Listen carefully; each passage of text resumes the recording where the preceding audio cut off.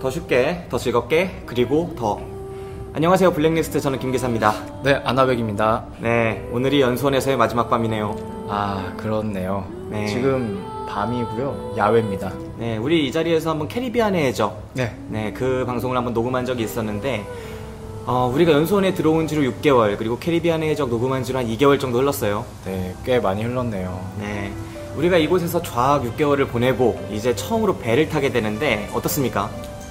뭐 설레고 두근거리고 걱정도 되고 다양한 감정이 일어나는데 멀미가 제일 걱정되고요. 그러니까는 네. 멀미가 너무 심하면 어떡해. 그러면 이 길을 계속 못 갈 수도 있는 거 아닌가? 그죠. 아주 민감 체질이면. 네. 네, 우리가 얼마 전에 또 빅 이벤트가 하나 있었어요. 뭐였죠? 취업박람회. 아, 어제죠, 바로. 네네. 우리가 각자 이제 한 3군데 정도 희망선사를 써내가지고 네네네. 그 면접을 보는 그런 자리가 있었는데, 아나백과 제가 단 한 명을 뽑는 그 자리에서 같이 면접을 봤습니다. 단둘이 들어갔죠. 네. 단 한 명을 뽑는 자리였는데 4명이 지원을 했어요. 네. 그래서 면접을 도대체 어떤 형식으로 볼까? 혼자서 들어갈 것인가? 아니면 셋이서 들어갈 것인가? 둘이서 들어갈 것인가? 근데 2명이 들어가는데 마침 또 거기서 김 기사가 이제 먼저 들어가게 되고 한 네. 명이 가야 되는데 다 쭈뼛쭈뼛 하고 있는 거야. 당연하죠. 제가 가는데. 당연한 거 아닙니까? 그래서 저는 뭐 무섭다기보다는 굳이 우리가 또 같이 들어가야 되냐. 그래서 안 가려고 했는데 아니 3명이 다 피하고 있어. 들어가야 돼. 그래서 제가 갔습니다. 네, 역시 아나백과 같이 가서 그래도 좋은 경험을 쌓았다고 생각해요. 재밌었습니다. 네. 그 장면이 뭔가 경쟁이기도 하지만 네. 그걸 넘어서서 뭔가 대단한 추억이 되는 듯한 그런 느낌을 받았어요. 저는 무슨 느낌이었냐면 김 기사님하고 저랑 일하면서 기자로서 팀미팅 하는 느낌이었어요. 나도 약간 마침 그 H라인 이제 그 회사 관계자들과 그쵸. 네, 처음 뭐 상견례 자리? 네. 조금 더 세게 이제 협상을 해야 되지 않았나. 한 명 뽑아주는데 2명 뽑아달라. 그러게요. 김 기사님이 이렇게 살짝 던졌죠. 네, 살짝 던졌는데 세게 해야 되지 않았나. 근데 카더라 제보에 의하면 네. 2명을 뽑을 수도 있다라는 얘기를 했다고 해요. 예, 그래서 기관부를 더 면접을 봤죠. 네. 실제로 제가 기관부 성적을 확인했을 때 네. 그 학과 성적 네. 4명 중에 1명만 80점대고 나머지는 좀 낮았었어요. 네, 그래서 네. 한 명이었으면 굳이 추가 면접을 볼 리가 없다. 2명이니까 그 친구 하나 뽑고 나머지 하나 더 보겠다. 우리 이런 가설을 한번 세워봅니다. 결과는 나와봐야겠지만. 네. 우리가 그 회사에 같이 들어가게 된다면 엄청난 저한테는 추억이 될 것 같고, 그렇죠. 그렇지 않더라도 그날의 저의 기쁨 이런 건 대단했습니다. 예, 재밌었어요. 네, 정말 재밌었죠. 이 6개월이 고등학교를 다시 가는 듯한 느낌도 들고, 거의 기숙 고등학교 느낌이죠. 네네, 그런 느낌이었고, 또 성인이다 보니까 나름대로 고등학교 때는 하지 못했던 그런 활동들도 하고, 네, 그런 것들도 참 재밌었어요. 그렇죠. 뭐 주말마다 나가서 이렇게 추억도 만들고, 네. 참 좋은 경험인 것 같고, 저 같은 경우는 뭐 자주 나가진 않았지만 방 친구들하고 좀 얘기도 많이 하고, 어디 가서 이렇게 같이 숙식을 할 기회가 없잖아요. 30 그죠. 넘어서. 네네. 6개월씩이나. 근데 3개월 또 더 해야 돼? 네. 대단한 추억이고, 앞으로 뭐 이런 기회가 또 올지 모르겠지만 되게 기억에 많이 남을 것 같아요. 네. 사실 우리 방송 꾸준히 들으신 분들은 아시겠지만 나쁜 얘기 하려면 또 한도 끝도 없거든요. 그 막판에는 다 좋은 추억만 남기는 거죠. 네, 그래서 그냥 굳이 좋은 말씀들만 드리도록 하겠습니다. 또 오늘 아침에 이제 또 점호를 하는데 하늘이 너무 푸른 거예요. 또 글 쓰셨더라고요. 네, 제가 또 페북에 또 하나 지르지 않았겠습니까? 그렇죠. 네. 이게 건물과 건물의 경계가 너무나 뚜렷하게 보여서 오늘은 먼지 하나 없는 날씨구나. 구름도 한 점 없고 너무 감흥이 새롭더라고요. 마치 우리의 미래를 보는 듯한. 맞아서 눈탱이 돼가지고 파래지는 거 아닙니까? 땡볕에 그대로 노출되는 그런 선크림 없이 그늘 그대로 하나 노출되는. 없이. 네. 영도라는 곳이 날씨가 굉장히 요상합니다. 그죠. 아침에 일어나면 맑다가도 어느 날 일어나면 해무가 잔뜩 껴있고, 저는 해무란 단어를 이렇게 인생에 자주 써본 적이 없는 것 같아요. 네. 뭐죠? 그 소설? 소설이요? 무진기행? 무진기행. 그건 해무가 아니죠? 네네.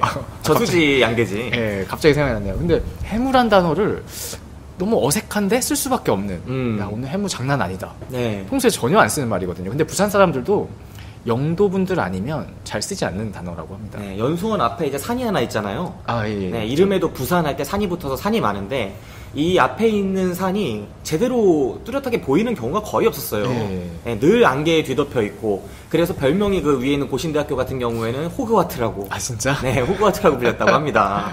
아무튼 이런 요상한 동네에서 모처럼 이렇게 쨍쨍하고 맑은 날씨를 만나니까 괜히 마음이 또 부풀고 하더라고요. 저 같은 경우는 어제 취업 박람회를 마치고 버스를 타고 6시쯤에 여기 연수원에 도착했는데 그때 굉장히 맑았습니다. 네. 그래서 그때 저는 김 기사가 느낀 그런 감정을 느꼈죠. 아, 이것이 우리의 창창한 미래구나.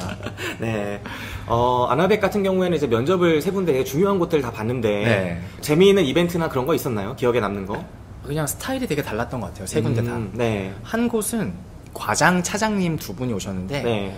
약간 이제 날티나는 느낌? 아. 배를 타셨던 분들이에요. 근데 네. 막 농담하고 막 여기 결혼한 사람 없습니다. 그러니까 결혼 안 했는데 애 있는 사람 막 이렇게 이런 농담 치고 막 꼭 그런 농담뿐만 아니라 되게 편안하게 네. 김 기사도 보셨잖아요. 네네. 그런 어떤 분위기가 있었는가 하면 어떤 선사는 되게 젊은 남자분 한 분 오셨는데 정말 우리가 좀 깐깐하게 보듯이 네. 뭔가 이력서상에 뭔가 의문이 드는 지점들을 코치코치 캐묻고 이때는 뭐 하셨어요 그러면? 뭔가 이렇게 하는 스타일? 네. 그래서 약간 기분은 안 좋았는데 거의 싸우셨다는 얘기를 들었는데. 저는 안 싸웠습니다. 네. 공방이 많이 오갔다고. 그냥 이해를 잘 못 하시길래 제가 한 번 더 말씀드리고 네. 그분도 말씀해 주시고 뭐 그런 어떤 합이죠 합. 참 부드럽게 말하네요. 예. 네.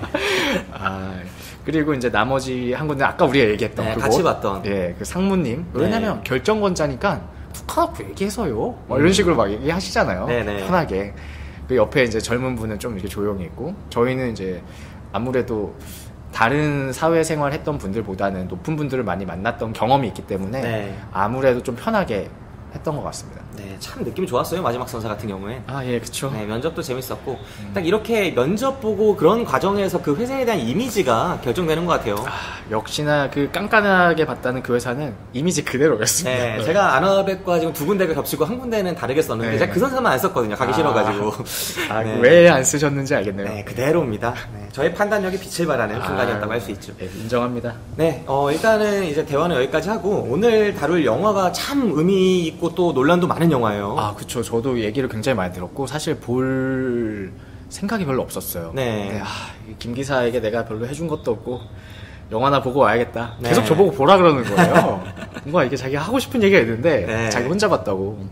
그래서 오늘 보러 갔는데 그 네이버 댓글에 굉장히 극명하게 평가가 갈리잖아요. 네네. 그 중에 많이 보이는 게 별점을 많이 주신 분들에서 나타나는 경향이 너무 평가가 안 좋고 그런 논란이 많아서 안 보려고 했는데 안 봤으면 후회할 뻔했다. 네. 이런 평가도 되게 많았어요. 물론 그 반대 평가들도 굉장히 많았는데 그래서 저는 그런 축에 속하는 사람들인 것 같아요. 예. 네.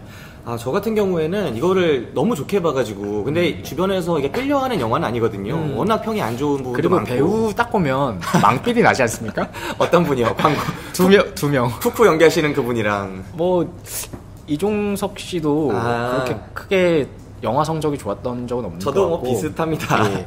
그 한 분 빼고 세 분이 다 네. 느낌이. 그래서 박훈정 감독인가요? 네. 박훈정 감독이 굉장한 도전을 하셨다. 네. 저는 그렇게 생각을 합니다. 저 같은 경우에 신세계 하면은 박훈정 하면 신세계잖아요. 그쵸. 전 신세계를 안 봤어요.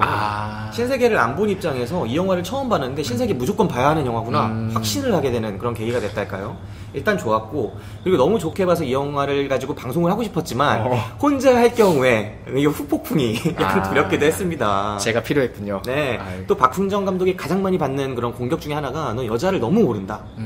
네, 그거에 대해서 파생된 수많은 비판들을 봤거든요. 그때 그 덩케르크 네, 덩케르크 녹음을 하면서 네. 이제 놀란 감독도 비슷한 얘기를 하셨죠. 네, 많은 논란이 되는 그런 영화가 아니었나 싶습니다. 김 기사님 배에 가서 그런 거 하시면 안 됩니다. 안 됩니까? 네. 네. 이따 밤에 빵빵 터진다. 알겠습니다. 네. 그러면 예고편 듣고 와서 우리가 이 영화 어떻게 봤는지 본격적인 이야기 나눠보도록 하겠습니다. 서울 경기 남부 일대 부녀자 연쇄살인 사건의 피해자가 우리 상황 알지? 뭐 어떻게든 해결만 하면 되는 겁니까? 북에서 온 기빈이라 장성택이 중국 쪽 군거지기 김모선의 외아들 아니야. 조용히 잘 정리하겠습니다. 김광희 씨, 지금부터 당신이 하는 모든 말에 에이, 거기까지. 뭐 나머지는 우리가 해도 되니까. 같이 삽시다 좀. 풀어주라고요? 어떻게든 무조건 잡아오라며. 무슨 수 있어서라도 그건 막아 일단. 근데 네가 범인면 안 되는 거잖냐. 네가 아직 날 잘 모르지. 남조선에선 그러고 경찰 아저씨 그윽하게 쳐다보는 거 아니야. 기가 막히기를 그냥 놔둔다고 했습니까? 김광일이 그 또라이 미국 애들한테 넘기고 헬링쳐. 아이 검사님, 그나 빚지는 김에 하나만 더 줍시다.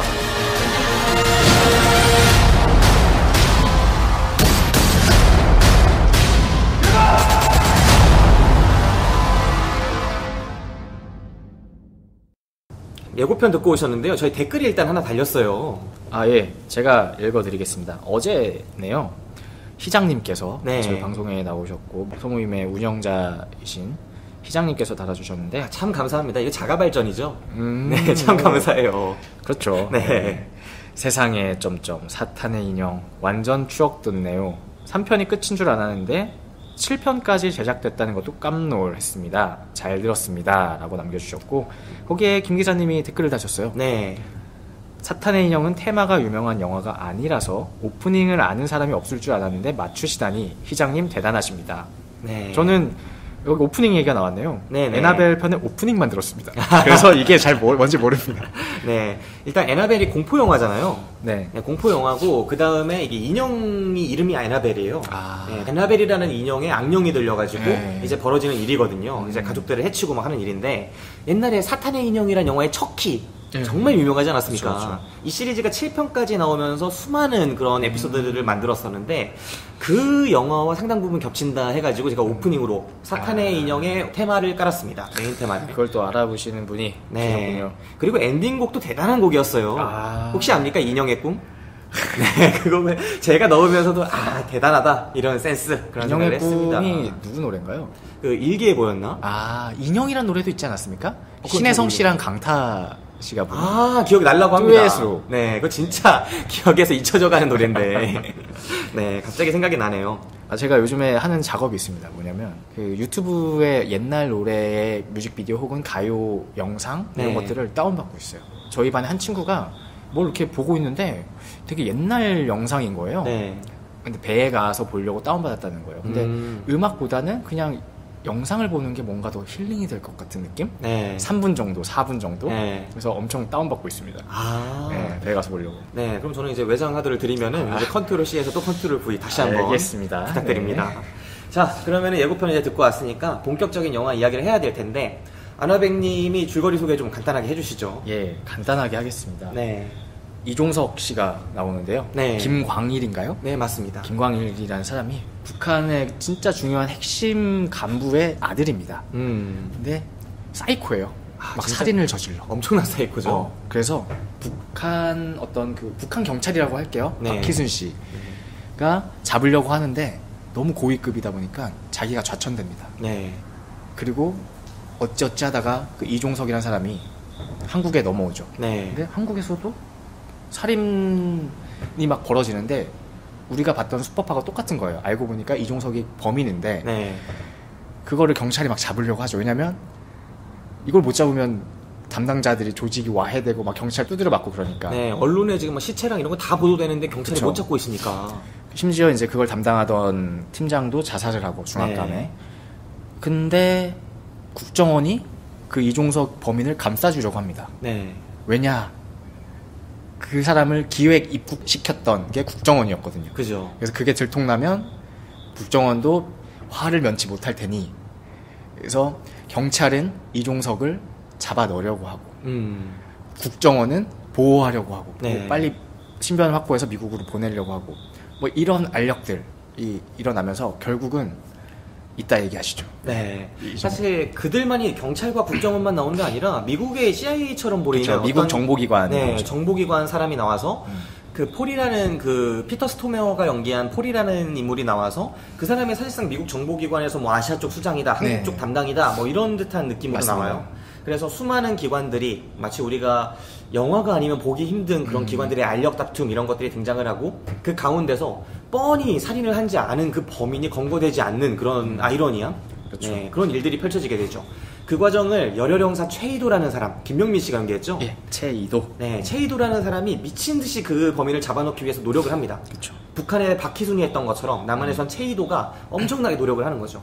그러면서 벌어지는 갈등, 이런 것들이 영화의 중심이 된다 하겠습니다. 자, 안화백님, 이 영화 어떻게 보셨습니까? 추천 비추천 얘기하면 되죠? 네. 저는 추천입니다. 추천? 예, 이거 추천하면 안 되는 영화 같기도 한데 저는 가장 큰 걸 어떤 걸 느꼈냐면 그냥 이종석은 한국 사회가 제대로 돌아가지 못하게 막고 있는 어떤 기득권의 벽 같은 거를 상징하는 것 같다는 생각을 되게 많이 했어요. 그 웃음, 미소. 네. 항상 결국은 승리하고 마는 윗선의 그런 미소를 보는 듯한? 제가 안 봤지만 네. 영화 자백에 네. 김기춘 씨가 웃었다면서요? 예. 그게 어떤 장면이냐면 영화 자백에서 김기춘 씨가 이제 어떤 법원에서 뭘 하고 나오는 장면이었는데 네. 비가 안 오는데 막 검은 우산 같은 거를 쓰고 있었던 것 같아요. 비가 왔었나? 조금? 아무튼 네. 카메라를 들이대니까 우산으로 이렇게 앞을 가린 거죠. 옆에 경호원이. 근데 촬영하던 분이었나 누가 아니면 그쪽 사람이었나 살짝 들었나 아니면 들쳐졌나 했는데 그 사이로 웃고 있는 게 딱 찍힌 거예요. 그 진짜 웃음. 악마의 미소네. 근데 이번에 그 선고가 났죠? 네. 쌤통입니다. 4 years? 네. 더 때렸어야 돼. 맞아요. 어차피 이게 뭡니까, 이게? 네.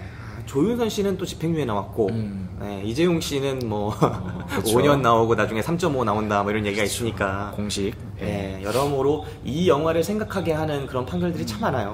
그래서 저는 보는 내내 그냥 한국 사회에 대한 영화구나 그냥. 그리고 어떻게 보면은 뭐 잔혹동화 같은 네. 그렇게 느꼈습니다. 그래서 뭐 여러 논란이 있지만 그 부분이 전 되게 좋았기 때문에 추천을 드립니다. 네.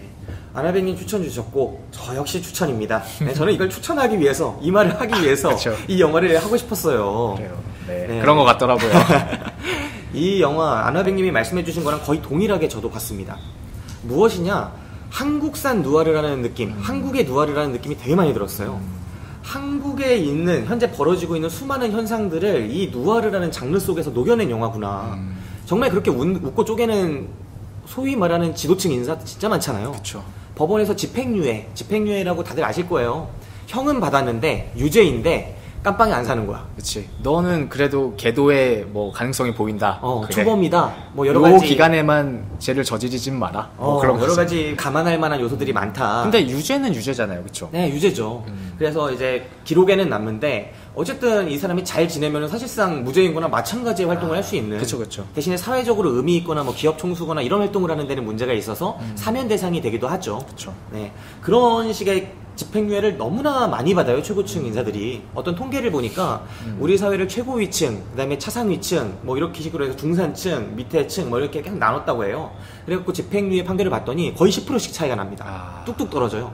제일 그 돈 많고 빽 있고 힘 있는 사람들이 제일 많이 집행유예를 받고, 그쵸. 그런 현상들에 대한 붕괴를 느낄 수 있었던 영화였다.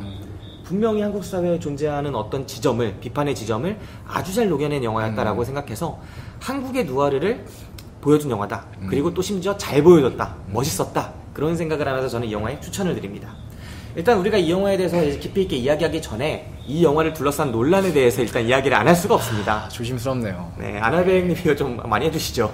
저 같은 경우는 참 현실을 이래야만 해 라는 영화가 있고 그냥 이렇잖아, 이럴 수도 있지, 이렇게 얘기를 하는, 그러니까 어떤 당위를 설명하는 영화가 있을 수 있고 그냥 현실을 그대로 보여줄 수 있는 영화가 있는데 네. 그게 두 개가 나쁜 건가? 우리가 예를 들어서 그 켄 로치 감독님의 다니엘 블레이크를 네. 하면서 다니엘 블레이크가 그 여자 주인공에게 성매매를 하지 마라, 나쁜 거다 라고 얘기를 하는 거를 비판하는 사람들이 많았다고 해요. 그때 우리 얘기 나눴었던 것 같아요. 네네. 근데 그 부분도 근데 이게 그거에 대한 영화가 아니잖아요. 네. 그리고 그 캐릭터를 설명하는 것 중에 하나이고 그냥 보여주는 건데 이게 마치 그걸 강요하는 듯한 건 아니잖아요. 실제로 그런 사람 있을 수도 있고요. 네. 네. 그것처럼 이것도 뭐 일부 공감합니다. 왜냐면 너무 그렇게 적나라하게 보여줄 필요가 있냐. 초반 부분에. 네, 초반에 그쵸. 여자가 강간당하고 살해당하는 장면이 그 나오죠. 장면이 네. 충격적이긴 했어요. 네. 저도 보기에. 그게 좀 아쉽긴 하지만 이게 그렇게 그거 하나로 모든 것을 평가절하 할 만한 그런 영화인가? 라는 데는 조금 의문이 듭니다. 네, 그리고 크리스토퍼 놀란의 영화와 마찬가지로 혹은 그것보다 더 이상으로 이 영화에 등장하는 여자 캐릭터가 누가 있었냐를 살펴보면 모든 캐릭터가 희생자로 등장을 하죠. 모든 여자가 희생자고 다 주도적인 역할을 하는 건 다 남자다. 그쵸. 네, 이런 부분에 대해서도 비판을 할 수 있죠. 세상에 여자는 다 희생자로 그리고 강간의 대상 뭐 이런 걸로만 그려지는가. 그리고 뭐 국정원 이제 요원이 당하죠. 네, 여자 요원이 딱 한 명 나왔는데 그 사람도 강간까지는 아니지만 어쨌든 폭력의 희생이 되고 그런 모습들이 등장하는데 저는 그런 영화도 있을 수 있지 않나? 라고 생각을 해요. 감독이 카메라를 어디에 갖다 댈지는 감독의 자유가 아닌가? 그리고 그 주제의식이 만약에 왜곡이 되었다면 혹은 현실을 너무 심하게 과장하고 왜곡했다면 문제가 될 수 있지만 제가 생각하는 세상을 어느 정도 반영한 영화였거든요. 그래서 이 영화에 쏟아지는 수많은 소위 페미니즘적 비판들이 과연 적절한 것인가? 그런 생각을 많이 하면서 봤어요. 제가 그 왓챠에 이동진 씨의 평론이 있어요. 별 2개를 주셨는데 네. 캐릭터의 악마성을 표현하는 방식이 참혹하고 직접적인 범행 장면의 현시 자체라면 그건 실패한 연출. 이렇게 네. 적어주셨어요. 이거에 대해서 어떻게 생각하십니까? 김기사 평론가님? 김기사 평론가님이요? 네, 김평론가님? 네. 사실 그 장면이 이 영화의 전부가 아니라고 보거든요. 그 장면은 김광일, 그러니까 이종석 씨가 연기한 그 살인마의 캐릭터를 아주 짧게 효과적으로 강렬하게 보여주는 수단으로 쓰였어요. 그 장면이 없었다면은 그 이종석 씨는 그냥 이어폰 맨날 끼고 있고 그 다음에 음악 들으면서 고하고 뭔가 곱게 생겼고 귀공자 같은 느낌인데 살인하는 사람이다 정도밖에 안 됐을 것 같아요. 근데 그 잔혹한 모습을 직접 눈으로 딱 보는 순간 우리가 눈앞에서 보고 있는 이 귀공자 같은 애가 어디까지 잔악해질 수 있고 어디까지 쓰레기가 될 수 있는지를 바로 느낄 수 있었던 거죠. 사실 처음에 보면 굉장히 그 앞에 운전하고 있던 두 사람에 비해서는 굉장히 정상적으로 보이지 않습니까? 네. 그리고 마치 여자들을 괴롭히고 있는데 이종석 씨가 혹시나 구해주지 않을까? 여기까지 하자 이렇게 얘기하지 않을까? 네. 그런 기대감마저 들게 하는데 여지없이 무너뜨리죠. 네, 그렇죠. 그래서 그 장면이 준 효과는 일단 대단했다라고 보고 그 잔인한 장면을 현시하는 것이 영화의 전부였다라고도 저는 보지 않습니다.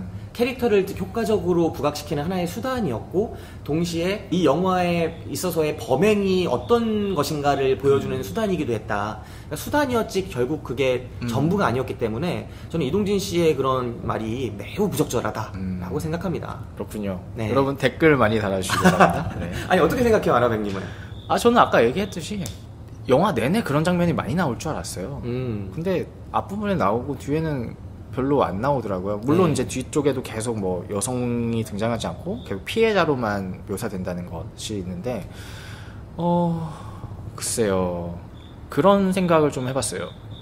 여태까지 뭐 이런 영화가 없었나. 근데 꼭 이 시기에 나와서 그런 것인가? 그런 생각도 좀 들었고. 근데 저는 괜찮았는데 그런 공포심을 가지고 있는 여성들이 보면은 불편하겠죠. 근데 우리도 불편해요. 그렇죠, 네. 네. 근데 그 불편함이 그 영화의 좋은 점들, 우리가 생각하는 좋은 점들 다 덮는 게 만든 이 사회. 빨리 바꿔나가야 되지 않겠습니까, 여러분? 그렇지 않습니까? 네. 사실 19세 관람가, 뭐 몇 세 관람가에서 나이로는, 수치적인 나이로는 일단 충격을 받을 수 있는 사람들을 제한을 하고 있잖아요. 분명히 그 등급제 효과도 있고 어느 정도 그게 옳은 방향일 수 있겠다라는 생각을 해요. 사전 검열이 아니라 그냥 그 영상이 줄 수 있는 어떤 충격적인 부분을 이제 보여준다, 등급화한다는 점은 저는 유효할 수 있다라고 생각을 하지만 나이라는 그물만으로 걸러내기에는 또 상처받을 수 있는 분들이 분명히 그렇죠. 존재하죠. 그런 분들이 이 영화에 가서 또 하나의 트라우마를 안고 올 수 있다. 그런 거는 저는 동감을 하지만 그렇다고 해서 이런 작품 자체를 만들어서는 안 된다. 이 작품 자체가 잘못된 것이다 라고 하는 거는 좀 다른 차원, 그 사이에 수많은 다른 층위가 있지 않나.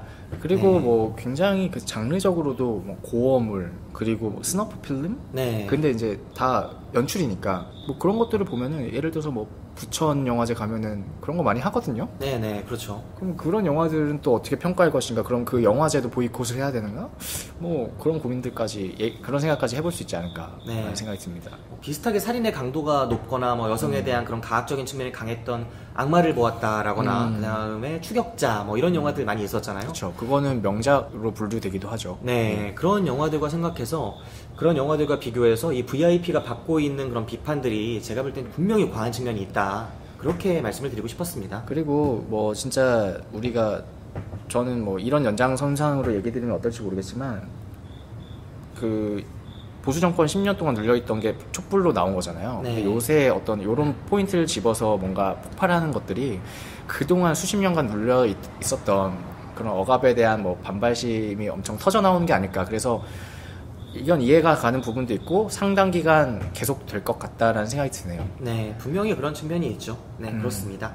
일단 이 논란이 있었던 그런 부분은 이 정도로 정리를 하고 넘어가고요. 영화 자체에 대한 이야기, 오히려 영화 자체에 대한 이야기가 이 영화에 있어서 상당히 소외받고 있거든요. 네, 거의 다 이런 논란에 대한 이야기. 저도 아나백님이 앞에 말씀해 주신 것처럼 이런 강간 장면이 계속될 줄 알았어요. 네, 뭐 강간하고 막 여자들은 진짜 그렇게 다 쓰이고. 근데 뭐 물론 계속 했겠죠, 이종석은. 하지만 영화상으로는 그렇죠. 안 보이죠. 네, 그런 측면이 있기 때문에 저희가 이제 오히려 영화 본질에 좀 집중하는 게 더 중요할 수 있겠다고 생각을 합니다. 일단 키워드 토크를 하면서 좀 깊게 들어가 보죠. 아나백님 어떤 키워드 뽑아오셨나요? 저는 본업이라는 키워드를 가져왔습니다. 본업. 예, 본업을 왜 가져왔냐면 그 얼마 전에 대법원장이 지명되지 않았습니까? 네. 김명수 대법원장? 네. 이런 말을 하셨죠. 32년 동안 재판만 한 사람이 어떻게 하는지 보여주겠다. 이런 취지로 말씀을 하셨어요. 네.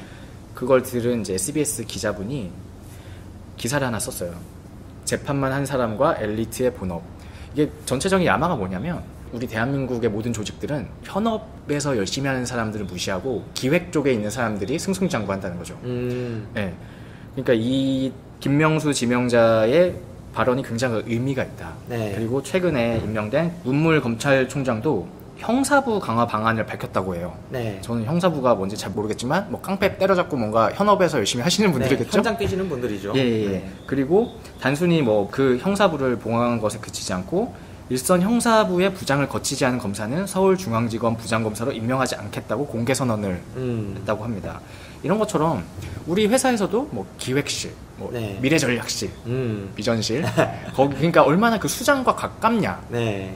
그걸로 인해서 승진이나 뭐 이런 것들이 결정되는 구조가 아니고 정말 현업에서 열심히 했던 사람들이 결정권자로 올라가서 조직을 이끌어야 되지 않겠느냐. 근데 이 영화에서 보면 모든 것들이 그렇게 나오잖아요. 네네.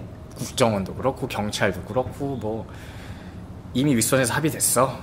그래, 야 여긴 정글이야, 정치야. 그런 모습들 보면서 이제 계속 어그러지죠. 우리 사회를 계속 보여주는 것처럼. 그래서 저는 이 영화를 보고 정말 현업에서 열심히 뛰는 체이도 그리고 박희순 리대협인가요? 네, 리대형이었나 뭐. 네, 그 박희순 씨가 역할을 했던. 그리고 그런 얘기를 하죠. 장동건 씨한테 국정원 부장이 네. 야, 왜 밖에서 잘하던 놈들이 여기 들어와서 그래. 거기서 열심히 하지. 하고 싶은 걸 하지 말고 잘하는 걸 해. 이렇게 얘기하잖아요. 네. 사실 거기서 날리던 사람들인데 여기 와서 정치질은 정말 못했던 거 아닙니까? 현업으로 떴으면 거기서 뭐 인정받고 뭐 이렇게 할 텐데. 어떻게 들어가는지 아무것도 모르고. 네. 그런 거 보면서 아, 진짜 이 대한민국이 이렇게 망가지는 데 있어서의 키워드가 본업을 경시하는 것 아닌가. 그런 생각을 좀 많이 했습니다. 아, 분명히 드러나는 게 영화 속의 박재혁, 그러니까 장동건 씨가 연기했던 국정원 요원에게서 있어서 그런 부분이 많이 드러나는 것 같아요. 그 박재혁이 로컬이라는 말을 쓰잖아요. 아, 그쵸, 로컬. 국정원의 이제 지방, 뭐 그쪽 중동 쪽에서 주로 활약했던 것 같은데, 그 서아시아나. 근데 로컬에서 그렇게 날리던 분들이 여기서는 시선의 그런 온도가 맞지가 않아요. 왜 이렇게 해결하면 깔끔한 거를 우리가 여기서 미국 시다발을 해야 되고 이해할 수 없는 명령들을 주고 이해할 수 없는 그런 관리를 하느냐. 도대체 로컬에서 뛰는 사람 입장에서는 이해가 안 되는데 이 중앙에 있는 사람들은 그걸 당연하게 여기는 거죠. 이런 온도차가 계속 등장합니다. 체이도 그 형사 입장에서도 아니 내가 범인을 잡기 위해서 현장에서는 그 여러 가지 룰들이 있지만 또 살짝 어기기도 하잖아요. 그렇죠. 그렇게 하면서 잡으려고 하는데 위에서는 그걸 용납을 못해요. 네, 정말 딱 서류상으로 딱딱딱딱 하려고 하고 내가 네 서류 깨끗하게 해줄게. 이거 막아봐. 그 다음에 여기는 이쯤에서 마감하자. 뭐 이런 식으로 다 정해서 오죠. 도대체 이 사람 입장에서는 공감할 수가 없거든요. 그런 일들이 그런 시선의 차이, 온도의 차이가 영화 내내 계속 드러났던 것 같습니다. 네, 본업이라는 키워드를 뽑아오셨고 저는 키워드로 평등이라는 걸 뽑아왔어요. 평등? 네, 보다 명백하게 하자면 법 앞의 평등이라고 할 수 있을 것 같습니다. 우리가 1988년 하면 이제 올림픽이 가장 많이 떠오르겠지만 1988년은 한국사를 가로지르는 하나의 표어, 구호, 외침이 있었던 해예요. 보통 사람? 아니 그거 유전무죄 무전유죄. 그 지강원. 네, 지강원의 외침이 있었죠. 네. 유전무죄 무전유죄. 그 사람이 이제 도둑질해가지고 엄청나게 형량 때려 맞았는데 네. 그 깜빵에 들어가고 보고 있으니까 뭐 전두환 비자금 뭐 이런 것들 쭉쭉 나오는데 그렇게 천문학적인 돈을 해먹고도 멀쩡하더라. 그쵸. 네, 얼마나 그 자괴감을 느꼈겠습니까? 우리나라에서 뭐 그냥 애들한테 가르치기엔 평등한 사회 이렇게 얘기하지만 법치국가라고 얘기하지만 법 앞에 과연 평등한가? 그 울분을 참지 못하고 나와가지고 그런 이제 일들이 벌어진 거 아니겠습니까? 그때 외쳤던 그 구호 유전무죄 무전유죄 돈 있으면은 무죄고 돈 없으면은 유죄다. 그 외침으로부터 지금 2017년에 한국 사회가 얼마나 자유로운가. 그 물음이 이 영화의 주제라고 저는 생각을 합니다. 네. 지금 얼마 전에 그 이재용 이제 삼성전자 부회장 네. 이재용 왜 그렇게 꼭 붙여주는지 모르겠어요. 이재용 씨 해도 되는데. 그쵸. 제가 이제 기사 쓸 때 이재용 씨 몇 번 했거든요. 하는 소리 들었는데 아무튼 이재용 씨가 89억인가? 예. 그 돈을 정유라 그애 말 사주고 뭐하고 하는데 이제 사실상의 뇌물로 다 인정이 됐잖아요. 그쵸. 200 몇십억을 이제 특검이 걸었지만 그 중에 아주 좁게 89억 몇천만 원 이렇게 건 겁니다. 그 뇌물이 인정됐고 뇌물만 인정됐습니까? 뭐 삼성에 피해 입히면서 삼성 돈 빼돌려서 그렇게 투자 내버린 거잖아요. 그쵸. 자기 돈으로 하지 않았어요. 은행에 있는 횡령, 배임 뭐 이런 거 아닙니까? 그렇죠. 횡령, 배임, 그 다음에 뭐 증거인멸, 뭐 수많은 것들이 걸렸습니다. 5가지 범죄가 인정됐고 그거에 대해서 총 45년까지도 이론상 때릴 수가 있었는데 인정된 거에 최소한의 형량인 5년 맞았어요. 네. 5년 맞았고 또 이제 감경돼갖고 이제 3년 징역에 5년 집행유예 이렇게 2심에서 나와버리면 풀려나는 거 아닙니까? 그쵸. 저는 이해를 할 수가 없어요. 89억을 그렇게 헤쳐먹었는데. 그래서 그런 일들이 나올 때마다 뭐 비교되는 기사들이 나오지 않습니까? 어떤 사람은 굉장히 작은 것을 훔쳤는데 뭐 가중처벌 때문에 뭐 징역이 5년 나왔다, 더 이상 나왔다 이런 것들이 많이 나오잖아요. 네. 그런 거 보면 정말 아까 말씀하신 이제 유전무죄, 무전유죄 그 말이 아직까지도 굉장히 유효하고 앞으로도 계속 지속되지 않을까. 한번 끊지 않는 이상 중간에. 네. 예. 그 아나백님이 이제 과거 이제 사례와 비교를 해주신다 이렇게 말씀하셨는데 사실 이 미친 언론들이 미친 비교를 하고 있어요 지금. 아니 지난 재벌들의 그런 사례와 또 비교를 하니까 이거는 과다한 처벌이거든 또 보면은. 김 기사님이 갑자기 뭐 이렇게 잘 저한테 뭘 안 보내요. 뭐. 그러니까 제가 또 얼마나 많이 보내드립니까. 그러니까 네. 뭐 이렇게 얘기는 많이 하는데 뭔가 네. 공감에 뭐 그런 걸 요구하는 걸 잘 안 보내거든요. 근데 갑자기 캡처를 하나 보내더니 네. 정말 뭐 미친 거 아니냐? 약간 이런 식으로 왔어요. 그게 어떤 거냐면 역대 재벌 총수들이 받았던 형량들을 네. 비교한 거예요. 근데 그 전에 그 사람들이 저질렀던 우리 김우중 형님이 네. 최고죠. 그죠. 사실상 뭐 수십조 헤드쳤고. 예. 어쨌든 이렇게 쭉 비교를 했는데 이게 같은 동급인가? 우리 이 씨가 네. 했던 것과 그 전에 했던 것들의 경중을 굳이 따지자면 네. 훨씬 중하지 않나. 근데 그렇게 비교를 하면은 굉장히 이 높으신 분에게 우리가 큰 잘못을 저질렀다. 이렇게 이제 하고 싶은 얘기가 있었던 것 같은데. 풀어주란 거죠. 네, 그렇게 쓰고 있어요, 지금. 이거 집행유예 때려서 풀어줘야 되는 거 아니냐. 너무 과한 처벌 아니냐. 은근히 이렇게 깔리고, 이거에 대해서 전 직접적으로 언론들이 이 사안의 중함을 예전 국정농단 그 사태를 보도하듯이 보도하고 있지 않은 것 같아요. 이 재판 과정을 보도하면서. 일단 그때 이후로 이제 삼성이 뭐 다들 이 언론 쪽이 아니신 분들은 잘 모를 수도 있겠지만 광고로 옥죄고 있는 거죠. 뭐 이번에 문자 시사인. 그쵸. 네. 장충기 차장. 그죠. 차장? 장충기는 사장이죠. 차장 아닙니까? 차장입니까? 미전실 차장인데. 그쵸. 그러면 사장이지. 그러니까 네. 아무튼 네. 그분에게 온갖 뭐 문자들. 나는 뭐 그런 창소문 같았어요. 네. 뭐 악망합니다. 뭐 막 임금에게나 할 것 같은 옛날 고어를 네, 온갖 청탁을 다 하더만. 네, 네. 광고 읍소 뭐 이런 것도 많고. 왜냐면 삼성이 정말 뭐 제가 이 팟캐스트에서 많이 얘기했을 텐데 되기로는 우리가 전혀 모르는 언론사까지 다 광고를 댄대요. 네. 관리를 다 하는 거죠. 그러면 윗선의 언론들은 어떻겠어요? 삼성이 빠지면 사실 경향도 한겨레도 다 휘청하죠. 네. 그러니까 먹고 사니즘 앞에서는 다들 흔들리고 있는 거고, 그래서 아마 적극적으로 보도를 하지 못하고 있는 것 같아요. 아니, 네. 못하고 있죠. 그것 때문에. 사실 언론이 왜 있습니까? 주권자인 국민이 더 알아야지, 제대로 알아야지 올바른 판단을 할 수 있고, 그래야 나라가 제대로 굴러가기 때문에 언론이 있는 것인데, 그래서 우리가 공영방송은 유지하지만 국가만 언론을 유지하면 또 독재 국가잖아요. 그쵸. 그러니까 자신만의 의견을 내고 싶은 수많은 민영 언론들이 존재를 하게끔 해놓고 있는 거죠. 그걸 삼성이 다 컨트롤하고 있는 거죠. 그렇게 다 삼성 언론이야. 삼성의 기관지죠. 그렇죠. 이런 말도 안 되는 상황이 펼쳐지는데 이 VIP 속 대중들처럼 알지 못하고 관심도 없습니다. 그렇죠. 네, VIP가 저는 그런 거를 잘 보여줬다고 생각해요. 네. 그런 언론을 비판하는 부분도 하나 나오죠. 네, 그렇죠. 이제 체이도의 상관이 체이도가 이제 국정원에서 김광희를 데려가려고 합니다. 근데 체이도가 막아서죠. 체이도가 김광희를 뭐 폭력까지 행사하고 막 네. 대거리가 붙는데 사진 기자들 몰려서 이렇게 찍죠. 네. 근데 그 내용들은 안 나가고 체이도가 폭력 휘둘러 이렇게만 나갔죠. 그리고 이 정도도 내가 뭐 막은 거야. 이거밖에 없어. 이렇게 얘기를 하죠. 그 체이도의 상관이. 네. 그걸 보면서 어떻게 보면은 그거는 취재하면 알 수밖에 없거든요. 네. 그쵸? 그런 일이 있었대. 근데 저 양복 입은 사람 뭐지? 국정원인가? 이거 뭐지? 해서 취재를 해서 밝혀낼 수밖에 없는 이야기인데 그게 막혔다. 근데 막힐 수도 있을 것 같아요. 네. 국정원이 손쓰고 이러면. 참 그런 식으로 이렇게 언론부터 해가지고 다 어떤 집단, 삼성이라는 기업 집단 혹은 그 기득권층 그리고 이재용이라는 어떤 사람 이런 사람들의 이익에 복무하고 있는 어떤 현상이 벌어지고 있고 그리고 이런 상황은 그렇다 쳐요. 그런데 그렇다 치더라도 과연 법이 공평무사하고 만인을 평등하게 대해야 한다고 가르치고 있는 그 법이 그렇게 해도 되는가 라는 물음이 남는다는 거죠. 제가 최근에 택시 TVN에서 하는 방송 있지 않습니까? 네네. 현장 토크쇼 택시라고 하는 네. 그 프로그램에 대한 기사죠. 그 기사를 하나 읽었는데 표창원 의원이 나왔더라고요. 근데 내 인생을 바꾼 사건에 대해서 이야기를 하는 거예요. 부천의 황태자 성폭행 사건이라고 있었대요. 예. 네, 부천시에서 이제 형사계 일을 할 텐데 재수생이 여자애가 나이트클럽에 이제 시험 끝나고 나이트클럽에 갔다가 이제 강간을 당한 거예요. 그래서 강간을 당해갖고 그게 이제 신고가 접수됐고 그 당시에는 성폭행 사건이 신고죄니까 얘네가 합의를 하지 않으면은 이제 처벌을 할 수 있는 거잖아요. 합의를 해버리면 이제 법 자체가 적용이 안 되는 거고. 그래서 일단은 그 이야기를 듣고 나서 수사를 열심히 진행해서 범인을 잡았습니다.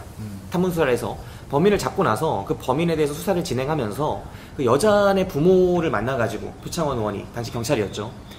이거 합의하지 마라. 내가 끝까지 끝을 볼 테니까 합의하지 마라. 라고 해가지고 수사를 하는데 이 가해자가 좀 이상한 거예요. 내가 이렇게 했다. 너무 당연하고 자연스럽게 진술을 하는 거예요. 진짜 이거 말도 안 되는 상황이잖아요. 김광일처럼. 너무 뻔뻔한 거야. 그래가지고 좀 패닉이 왔지만 어쨌든 수사를 해서 좀 알아보고 나니까 얘네 집안이 너무 쟁쟁한 겁니다. 부천에서 그냥 알아주는 집안, 유력 집안이고 처음에 이 합의를 안 하려고 부모님이 합의 제안이 엄청나게 왔음에도 불구하고 그걸 안 했대요. 그러니까 이제 회사를 알아낸 거지. 아버지의 회사를. 그래가지고 회사를 압박하기 시작한 거예요. 계약 끊고 막 이런 압박들을 하려고 하는 겁니다. 그래가지고 이제 아버지의 회사 동료들이랑 상사들이 와가지고 아버지한테 합의해라 뭐라 해라 이런 상황까지 오니까 얼마나 고통을 받았겠습니까. 자기 딸이 뭐 강간당한 거 다 알려지고 그 당시에 이런 상황들 속에서 결국 이제 어머니가 울면서 와가지고 합의를 해야겠다 하면서 표창원 의원한테 말을 했다는 거예요. 당시 경찰이었던. 이 상황을 보면서 표창원 의원이 세상 진짜 족같구나 그걸 느끼고 그 범인을 때려 죽여버리고 싶다 그 자리에서 그런 생각을 했다고 해요. 과연 이런 사건이 지금 없을까요? 많겠죠. 네, 저는 이재용 씨도 그렇고 부천 황태자 사건도 그렇고 법 앞에 평등하다는 거는 아무것도 모르는 사람이 하는 말이다. 그리고 흔히 양심냉장고 같은 거 광고할 때 뻔히 얘기할 때 그런 얘기 많이 쓰잖아요. 법 없이도 살 사람. 네. 법 없이도 살 사람은 그런 사람들이 아니에요. 예? 이재용 같은 사람이야. 맞네요. 근데 법 없이도 살아야 되는 사람이 지금 엄청 예외적인 사건으로 지금 걸려 있는 거라고. 이런 걸 보면서 이 영화 VIP가 우리 한국 사회의 가장 중요한 그런 문제 중에 하나에 경종을 울리는 거다. 대중들의 뒤통수를 때리는 영화다. 저는 사실 신세계보다 더 좋았던 게 신세계는 어떻게 보면 그냥 조폭과 경찰 간의 어떤 그런 악력? 그 안에서의 이제 무간도 같은 악력이라고요? 요즘에 운동 좀 하시나 봐요. 예. 알력이라고 하셔야지. 제가 악력이라고 했습니까? 네. 예, 알력. 네. 예. 그리고 그 무간도처럼 이렇게 스위치 해가지고 네. 정체성의 혼란 뭐 이런 것들 되게 긴장감 있게 그려냈지만 한국 사회에 대한 비판 의식이나 현실을 담은 거는 없었다고 생각을 해요. 네. 근데 이거는 그때보다의 어떤 그 완성도나 만듦새나 배우들의 어떤 캐릭터는 좀 떨어질지라도 그 주제의식이 그런 걸 생각하고 찍었다고 저는 생각을 하는데 그건 훨씬 더 살아있어서 저는 더 좋았어요, 사실. 네, 저 역시도 마찬가지였습니다. 제가 이 영화에서 가장 좋았던 장면이 뭐냐면 중간에 이제 김광희를 탈출하기 위해서 이제 온 기관이 맞붙는 게 있어요. 어떤 고가차도 아래 도로에서 네, 서로 뺏고 뺏기고 막 차로 받아버리고 막 그런 장면들이 있는데 그 상황에 어느 순간 갑자기 슬로우가 걸리고 카메라가 쫙 돌아서 그 정지되어 있는 차량들을 쫙 찍는 장면이 있어요. 저는 그 장면 하나가 이 영화를 한 단계 높은 곳으로 끌어올렸다고 생각합니다. 저는 그 멈춰진 차들이 대중이라고 봤어요. 영화 속에서 대중들을 찍는 장면이 하나도 없거든요. 예. 다 뒷세계의 이야기예요. 그렇죠. 우리가 볼 수 없는 뒷세계의 이야기들이 계속 흥미진진하게 펼쳐지는데 우리가 대중들은 어디 있지? 이런 생각을 안 하고 영화를 봐요. 그런데 어느 순간 멈춰진 차들을 쫙 찍는 처음으로 이들 기관이 예상치 못한 그런 노출된 거죠. 네, 경쟁을 벌이면서 노출되어 버리거든요. 007이 갑자기 딱 드러난 거지. 그렇게 딱 드러나는 그 순간에 이르러서 대중들의 모습을 딱 찍었더니 아무런 관심이 없고 다 멈춰있네. 네. 질서정연하게 도열해서 흰 차들이 쫙 서 있어요. 그리고 움직이질 않아. 그 장면에서 저는 이 영화가 무엇을 보여주고 싶었구나. 그리고 이것을 노골적으로 드러내는 게 아니라 우리한테 은근하게 보여주는 거예요. 니들 저들 중에 하나야. 보면 뭐 할 건데 현재 국정농단 파문이 벌어지고 있을 때 언론들이 쫓아다닐 때 국민들이 뭐 했는데 처음에 움직이기 시작한 소수의 국민이 있었고 그게 확대돼서 지금의 사태가 왔지만 앞으로 그런 일이 벌어졌을 때 그렇게 할까요? MBC가 지금 이 꼴화제가 난 것도 사실 일정 부분 제가 공범자들 방송 때도 말씀을 드렸듯이 그런 부분이 있고 그런 생각을 하게 됩니다. 네. 법 앞에 과연 평등한가? 라는 의문을 계속 던지게 되는 영화였어요. 그리고 이제 뭐 이쯤에서 제가 또 예전에 많이 들었던 걸 하나 얹자면 뭐 굳이 안 넣어도 되는데 더 얹어주셔도 됩니다. 아까 법치주의라는 말씀을 하셨잖아요. 네. 근데 법치주의란 말이 굉장히 오염이 돼 있다. 사실 MB 정부 때부터 우리 법치국가라서 법을 잘 지켜야 됩니다. 법치국가라서 법을 안 지키면 엄벌을 해야 됩니다. 이제 시위 현장이나 어떤 그런 부분에서 많이 쓰였죠. 실제로 뭐 대통령이 그런 말을 전 대통령이 그런 말을 하기도 했고. 근데 법치국가, 법치주의란 말이 아까 김 기사님이 했던 것처럼 법으로서 통치한다. 그리고 법으로서 평등하게 대한다지 준법의식을 지키고 법을 안 지키면 법으로서 형벌한다. 이게 아닌 거잖아요. 예전에 이제 왕이나 뭐 황제가 있을 때 다들 지 꼴리는 대로 했단 말이죠. 그러니까 그렇게 못하게 인치에서 법치로 넘어간 건데 그게 거꾸로 이상하게 돼버린 거죠. 지난 정권들을 거치면서. 물론 참여정부나 DJ 정부 전에도 그런 식으로 썼겠지만 저는 그 말을 회복하는 것도 굉장히 중요하다고 생각을 해요. 우리 그 예전에 사기 같은 책을 보면은 처음 법치주의가 들어왔을 때 바람이 세게 부네요. 네, 좋네요. 네네. 바닷가라서. 혹시 들어갈지도 모르겠지만 어쨌든 야외 방송이니까 진행하겠습니다. 네네네. 예전에 사기 같은 책을 보면은 처음 법치주의가 등장을 했을 때 이 법이 없던 시대 아닙니까? 호족들이 막 난립하고 그 시대에는 뭐 법치가 훨씬 더 이루어지기 어렵겠죠. 통신이 발달했습니까? 뭐가 발달했습니까? 왕 없는 데서는 다 팀 있는 놈들이 짱 아닙니까? 그쵸. 그런 시대에 법치를 바로 세우기 위해서 그 사람들이 룰을 엄격하게 집행하고 적용하는 모습들이 등장을 해요. 처음에 말도 안 되는 그런 규칙들을 정하고 그 규칙을 지키는 사람들한테 상을 주기로 하면 상을 진짜 주고 그 다음에 이걸 어기는 사람을 처형하기로 했으면 얼마나 잘 나가는 사람들이 그런 거를 어기더라도 목을 다 쳐버리고 그런 걸 엄격하게 집행을 해서 법 앞에는 너도 없고 나도 없고 위도 없고 아래도 없다. 그렇게 하는 것들을 진행을 하거든요. 그런 엄정한 것들을 진행했던 그 사람들이 있던 때로부터 지금 3000년이 흘렀어요. 그런데 지금 어떻습니까? 똑같이 그 짝 아닌가 하는 생각이 들 때가 있다는 거죠. 그런 게 되게 답답할 때가 있고 또 영화의 제목인 VIP도 너무나 잘 정했다고 생각합니다. 나도 마지막에 엔딩에서 VIP 딱 나오잖아요. 씨발 이랬어요. 진짜 우리가 VIP라는 말을 제가 생각할 때는 한 15년 전 15년 전이라 치면은 이거를 거의 들을 일이 그렇게 많지는 않았어요. 그냥 진짜 상업적으로 어떤 업체나 그런 데서 VIP다. 좀 중요한 고객. 근데 갑자기 VIP라는 단어가 정치 일선에 등장하게 되죠. 그죠. 우리가 그 신문을 볼 때 분명히 그 전 대통령 노무현 전 대통령 때는 뭐 노무현 쓰기도 했었거든. 그쵸. 심지어 그렇게까지 썼었다며. 그전에는 이제 DJ, YS, JP 뭐 이런 식으로 해가지고 약간 우대하는 듯한 이름 직접적으로 보면 안 되는 듯한 느낌을 풍기긴 했었으면 갑자기 노무현 전 대통령 때 막 노무현 부르더니 갑자기 그 다음엔 이제 이름을 막 VIP 이렇게 쓰기도 하는 거예요. 신문 기사에서. VIP랑 또 뭐 수첩 같은 데 보면 그런 거 나오죠. BH. 딱 블루하우스. 뭔가 있어 보이긴 하는데 그 내용은 구리죠. 그냥 공무원 집단 자체에서도 대통령을 아주 그렇게 저 멀리 있는 분 그냥 우리 일반 하위법 세계에 적용을 받지 않는 분. 그와 그의 일당을 제외하고는 다 불가촉 천민 같은 느낌이죠. 네, 그런 식으로 쓰이기 시작하는 겁니다. 이게 얼마나 권위적입니까? 근데 아무도 그런 걸 사회적으로 문제를 잘 제기 못했어요. 아무도는 아닙니다. 많이 제기하셨지만 다 묻혔죠. 네. 법치 아래.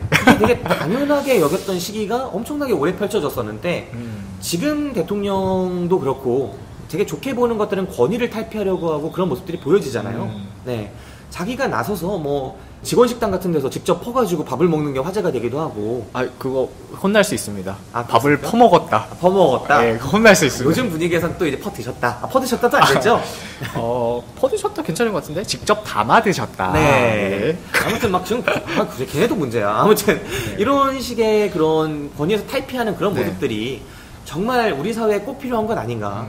물론 이걸 20년 전에 했어야 될, 그쵸. 군부 독재를 벗어났을 때 했어야 할 일이지만 지금이라도 늦은 과제들 이렇게 하나씩 하나씩 처리하듯이 하고 있는 것들이 참 적절하다라는 생각이 들어요. 근데 저희가 이렇게 얘기하고 있지만 저희는 이제 60년대로 다시 걸어 들어갑니다. 우리가 이제 배 위로 올라가는구나. 배 위의 문화는 멈춰 있다고 하네요. 60, 70년대에서. 네. 카스트 제도죠. 아, 그렇죠. 네. 우리가 그 중에서도 또 제일 낮은, 아, 예. 그래, 바다에서 제일 낮은 자가 되는 거 아닙니까? 아, 좋네요. 표현 좋네요. 예. 네, 참치보다 낮을 수도 있어요. 네, 그런 생각을 합니다. 뭐 참치는 배에서 태워주려고 사람들이 노력을 하잖아요. 배 태우려고. 우리는 우리가 구걸해야 돼. 네, 그렇습니다. 몸값도 더 싸고요. 아무튼 저는 이제 법 앞에 평등이란 존재하지 않는 게 아닌가라고 믿어지는 시기에 과연 그게 옳은가를 되묻는 영화를 만났다는 것만으로도 이 영화를 참 좋게 봤고 그 키워드로서 법 앞에 평등을 뽑아왔습니다.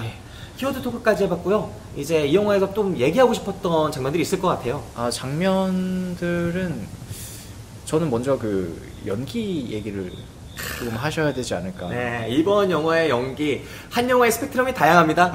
그렇죠.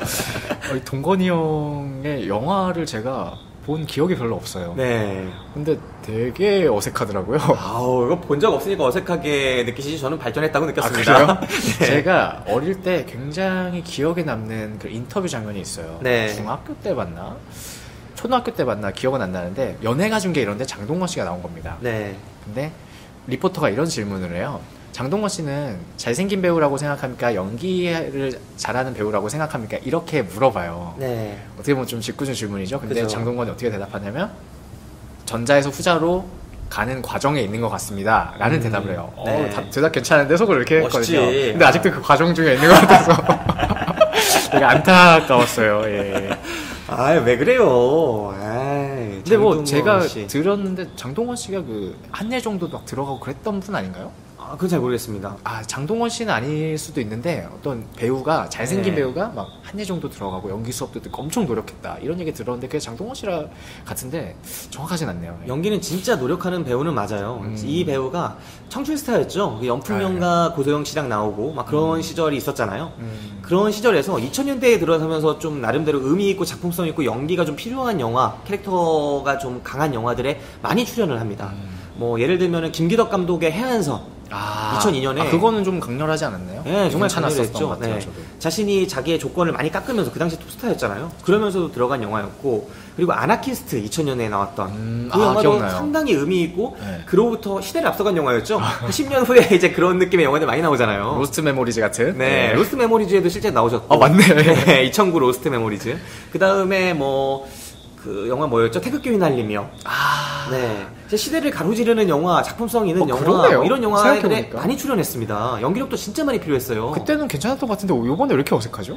그러니까 그런 식의 영화들이 많이 나왔는데 최근에 제가 이제 우는 남자라는 영화를 그 단독 주연이었죠. 그때. 네, 우는 남자라는 영화에서 이 영화가 이제 이정범 감독님, 그러니까 원빈을 진짜 강렬한 아저씨의 원빈을 그 만들어준 그 감독님의 우는 남자에 나왔어요. 똑같이 원톱 주연으로 나왔고 네. 심지어 이제 머리 미는 장면도 비슷하게 있었던 것 같아요. 머리를 밀었는지 아니면은 그 거울 보면서 뭘 했는지 그랬는데 격차를 저는 너무 심하게 느꼈어요. 네. 그러면서 이 배우가 연기를 이렇게 탁탁탁탁 이렇게 뛰어오르는 듯한 모습이 아니라 계속 정체되어 있고 캐릭터나 맡은 역할에 따라서 편차가 되게 크고 그런 모습들을 보거든요. 근데 분명히 느끼는 건 이런 선택이나 이런 것들에서 연기에 대한 열망, 욕심, 그리고 아까 아나백님이 중요하게 생각하셨던 키워드는 뭡니까? 본업. 본업. 네. 그 본업에 충실하고자 하는 그런 모습이 너무 많이 느껴지더라고요. 우리가 왜 원빈을 빨아야 합니까? 네? 원빈 씨는 이제 광고 모델로서 그렇죠. 네, 물론 이창동 감독의 그런 작품을 기다리고 있다라는 풍문도 있습니다만 어쨌든 작품 활동을 훨씬 더 열심히 하면서 본업에 충실하고 또 관객들에게 더 다가서고자 하는 배우는 다양한 변신을 시도하는 배우는 장동건 씨다. 저 이번에 사실 굉장히 어색한 이유도 도전을 했기 때문에 어색할 수 있다 이렇게 네. 포장할 수 있겠네요. 우리가 언제까지 실력 있고 노력 안 하는 사람들을 우대해 하나. 좀 실력이 부족하더라도 좀 못나고 좀 그런 모습은 있을지라도 예? 열심히 하는 사람들에 대해서 우대하는 그런 모습도 있어야 하지 않나. 김기사 그런 거 별로 안 좋아하지 않습니까? 하지만 장동건 씨의 이 연기 인생 20년은 폄하되어서는 안 된다. 예. 저는 그렇게 생각합니다. 간만에 좋은 말씀 감사합니다. 네, 아무튼 장동건 씨 굳이 저는 연기를 못했다라는 평은 하고 싶지 않아요. 노력했다. 우리 광일 씨, 이종석 씨가 나오셨죠. 이종석 씨 어떻게 봤나요? 저는 초반엔 조금 이상했는데 뒤에는 괜찮았던 것 같아요. 근데 너무 꽃미남을 써서 그렇죠. 네, 조금 더 거친 이미지를 썼으면 어땠을까. 너무 튀지 않았나 네. 생각이 좀 들었습니다. 그러니까 영화가 특별히 이런 살인마가 등장하는 누아르 느낌의 영화가 이 하나의 이야기를 이끌어가는 데 있어서 초점을 어디에 맞출 것인가에 대한 고민이 분명히 있을 것 같아요. 저는 이 영화가 초점을 어디에 맞췄느냐를 곰곰이 생각해 봤을 때 체이도에게 있었다고 봅니다. 그렇죠. 그리고 그를 관찰하는 박재혁, 변호하는 박재혁에게 있었다고 봐요. 하지만 반대쪽에서 중심을 잡아주는 축이 분명히 필요했고, 왜냐면 체이도가 중요하고 박재혁이 중요하다면 그들이 눈길을 보고 있는, 눈을 대고 있는 그 김광일이 중요할 수밖에 없거든요. 그 김광일에는 그러나 그럼에도 불구하고 영화에서 많은 부분을 할애할 수가 없었던 거죠. 그렇기 때문에 앞에 말했듯이 그 자극적인 장면이나 이런 것들이 제 생각에 꼭 필요했다고 봅니다. 네, 이 발언이 또 상처가 되실 분들이 또 있을 수도 있겠지만, 저는 그 장면이 이 영화를 이끌어가고 이 영화가 하고 싶은 그런 선택과 집중에 있어서 반드시 필요했다. 왜냐, 김광일은 초점이 아니었거든. 그 김광일을 연기함에 있어서 이미지가 반드시 필요했던 거죠. 내공이나 연기력보다는. 그리고 그 이미지를 소화하는 데 있어서 뽀샤시한 느낌의 이종석 씨는 영화 이제 보다 보면 드러나지 않습니까? 네, 정말 필요한 존재였다. 역할을 다 했다고 생각을 합니다.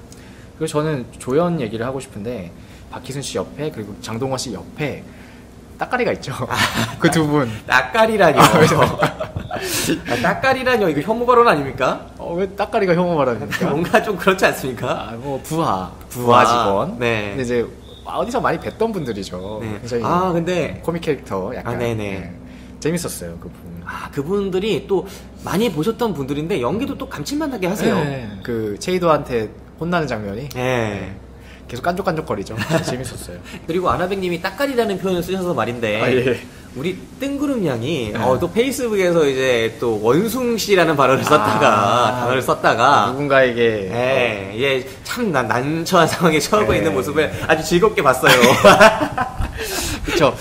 김 기사가 느낄 감정이 어떤 건지 알겠는데, 뭐냐면 이제 어쨌든 뜬구름 양이 굉장히 예민하죠. 프로물 편로 아닙니까? 네, 그래서 어떤 좀 피시하다고 하죠. 네. 그런 부분들을 굉장히 중요하게 생각을 하는데, 감수성이 풍부한데 본인이 약간 그런 거 휘말리게 된 거죠.